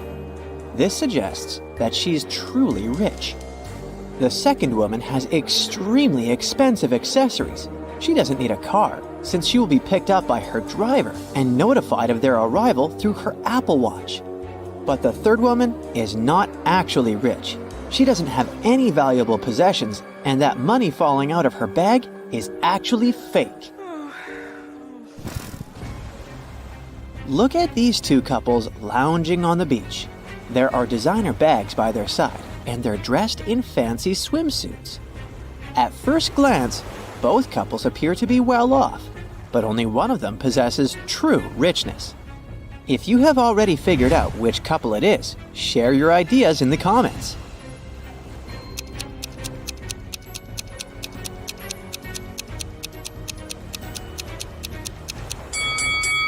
The couple on the left have some fake items.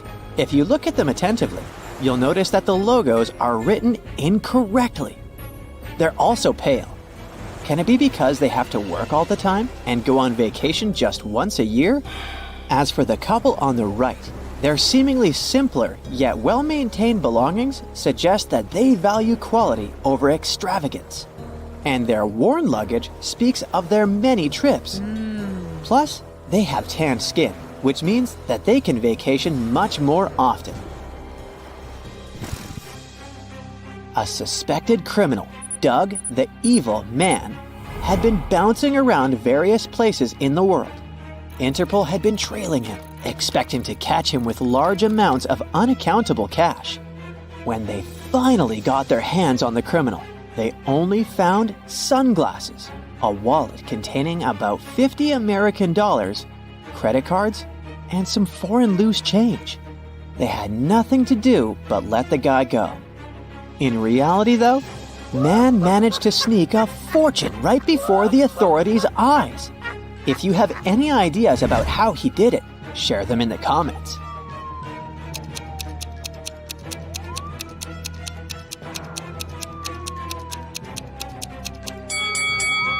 These foreign coins were actually extremely rare and incredibly expensive ancient coins.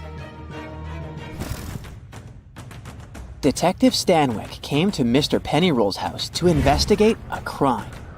Mr. Pennyroll claimed he had been kidnapped by bank robbers when he had arrived to open up the bank where he was the assistant manager. They made him open the safe and give them the money. They told the man to drive them to his house. They wanted to get his wife's jewelry too. While they were on the way, one of the criminals moved the money into a paper bag and threw the bank bag out of the window. When the car stopped at the red light 2 blocks later, the banker managed to escape. The detective decided to follow the route back to the bank to look for clues. At one point, Mr. Pennyroll shouted that he saw the empty bank bag, and a few minutes later, he pointed at the red light where he managed to escape. When they arrived at the bank, Detective Stanwyck arrested Mr. Pennyroll for a false report. Have you noticed a problem with the banker's story? Then tell us in the comments below.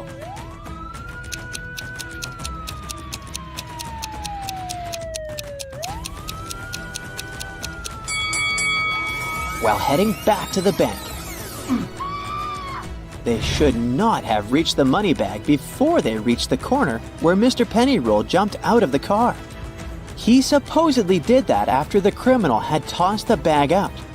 If this story was true, the detective and banker would have passed the corner first and the money bag next on the way back to the bank. Now, there's a truly mysterious case for you. Chelsea walked up to a parked taxi, handed the taxi driver a $20 note, and walked away. Here are the things you need to know. She's not very good with directions. $20 is too big of a tip for giving directions. The girl also has a car of her own, and it's not broken. Can you solve this mystery faster than the other Brightsiders? Leave your answer in the comments.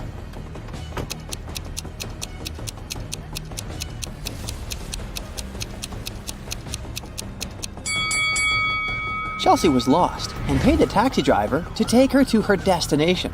She followed him in her own car. Look at this picture very attentively. Can you spot a thief and explain your choice in the comments below the video?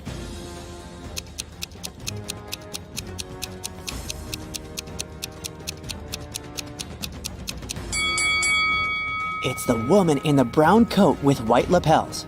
She stands out among the crowd, as everyone else is either wearing sleeveless or short-sleeved outfits. Stephen called the police to report that his valuables were missing. When the police arrived, the man told them he had gone on a camping trip alone. He just got there and set up his tent when it started raining heavily. He hurried to get some dry firewood and left his bag with his wallet and all the documents inside the tent.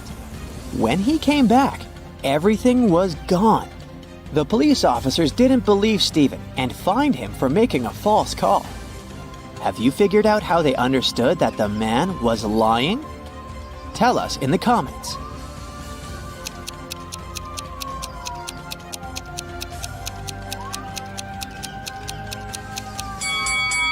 Stephen said he had set up the tent before it started to rain.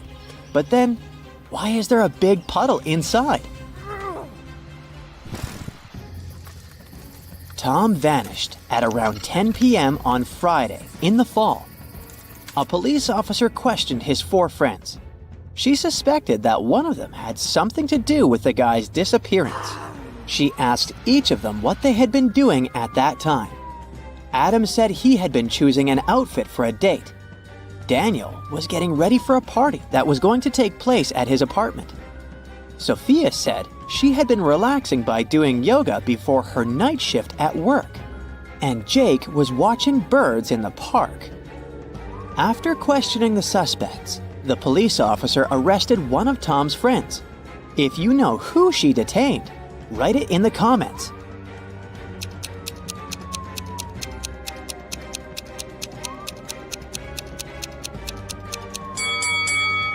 It was Jake. At 10 p.m. in the fall, it's too dark to see birds outside. Police officer James was called into a small hotel to investigate a mysterious jewelry disappearance. Emily had checked in the night before and put all her expensive diamonds in her hotel room safe. After she came back from lunch the next day, the jewelry was gone. James had 3 suspects. The receptionist said she had been out on her lunch break. The maid said another guest had checked out earlier that day, and she had been cleaning their room. Susan, another hotel guest, said that she had just woken up. One of these people is lying. If you figure out who it is, write your guess in the comments as fast as possible.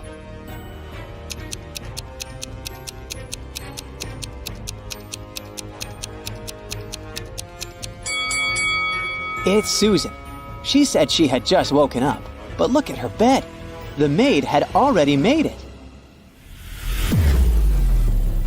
Joan came home one evening and discovered that someone had robbed her house. When the police arrived, they went to question the neighbors. Victoria said that she had been visiting her friend who lived 2 blocks away. She came home a couple of minutes ago. Peter said that he had been ill. He only made a short trip to the pharmacy and stayed in bed after that. Nathan said that he and his wife had been preparing for a barbecue party with their friends. But it started raining heavily, and they had to cancel their plans. Help the police and write the name of the thief in the comments below.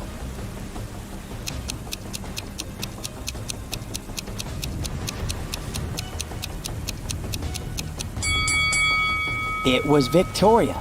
It was raining, and she said she had just come home. But look! Her hair, clothes, and the umbrella, which is standing near the door, are absolutely dry.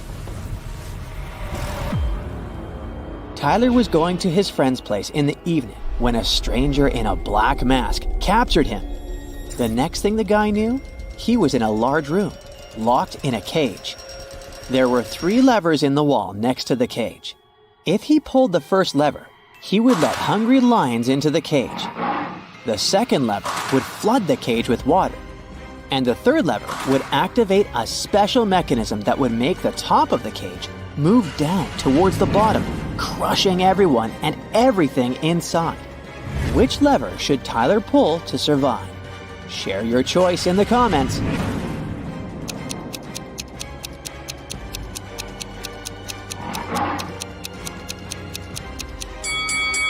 His only choice is the second lever. All the water will flow out through the bars of the cage.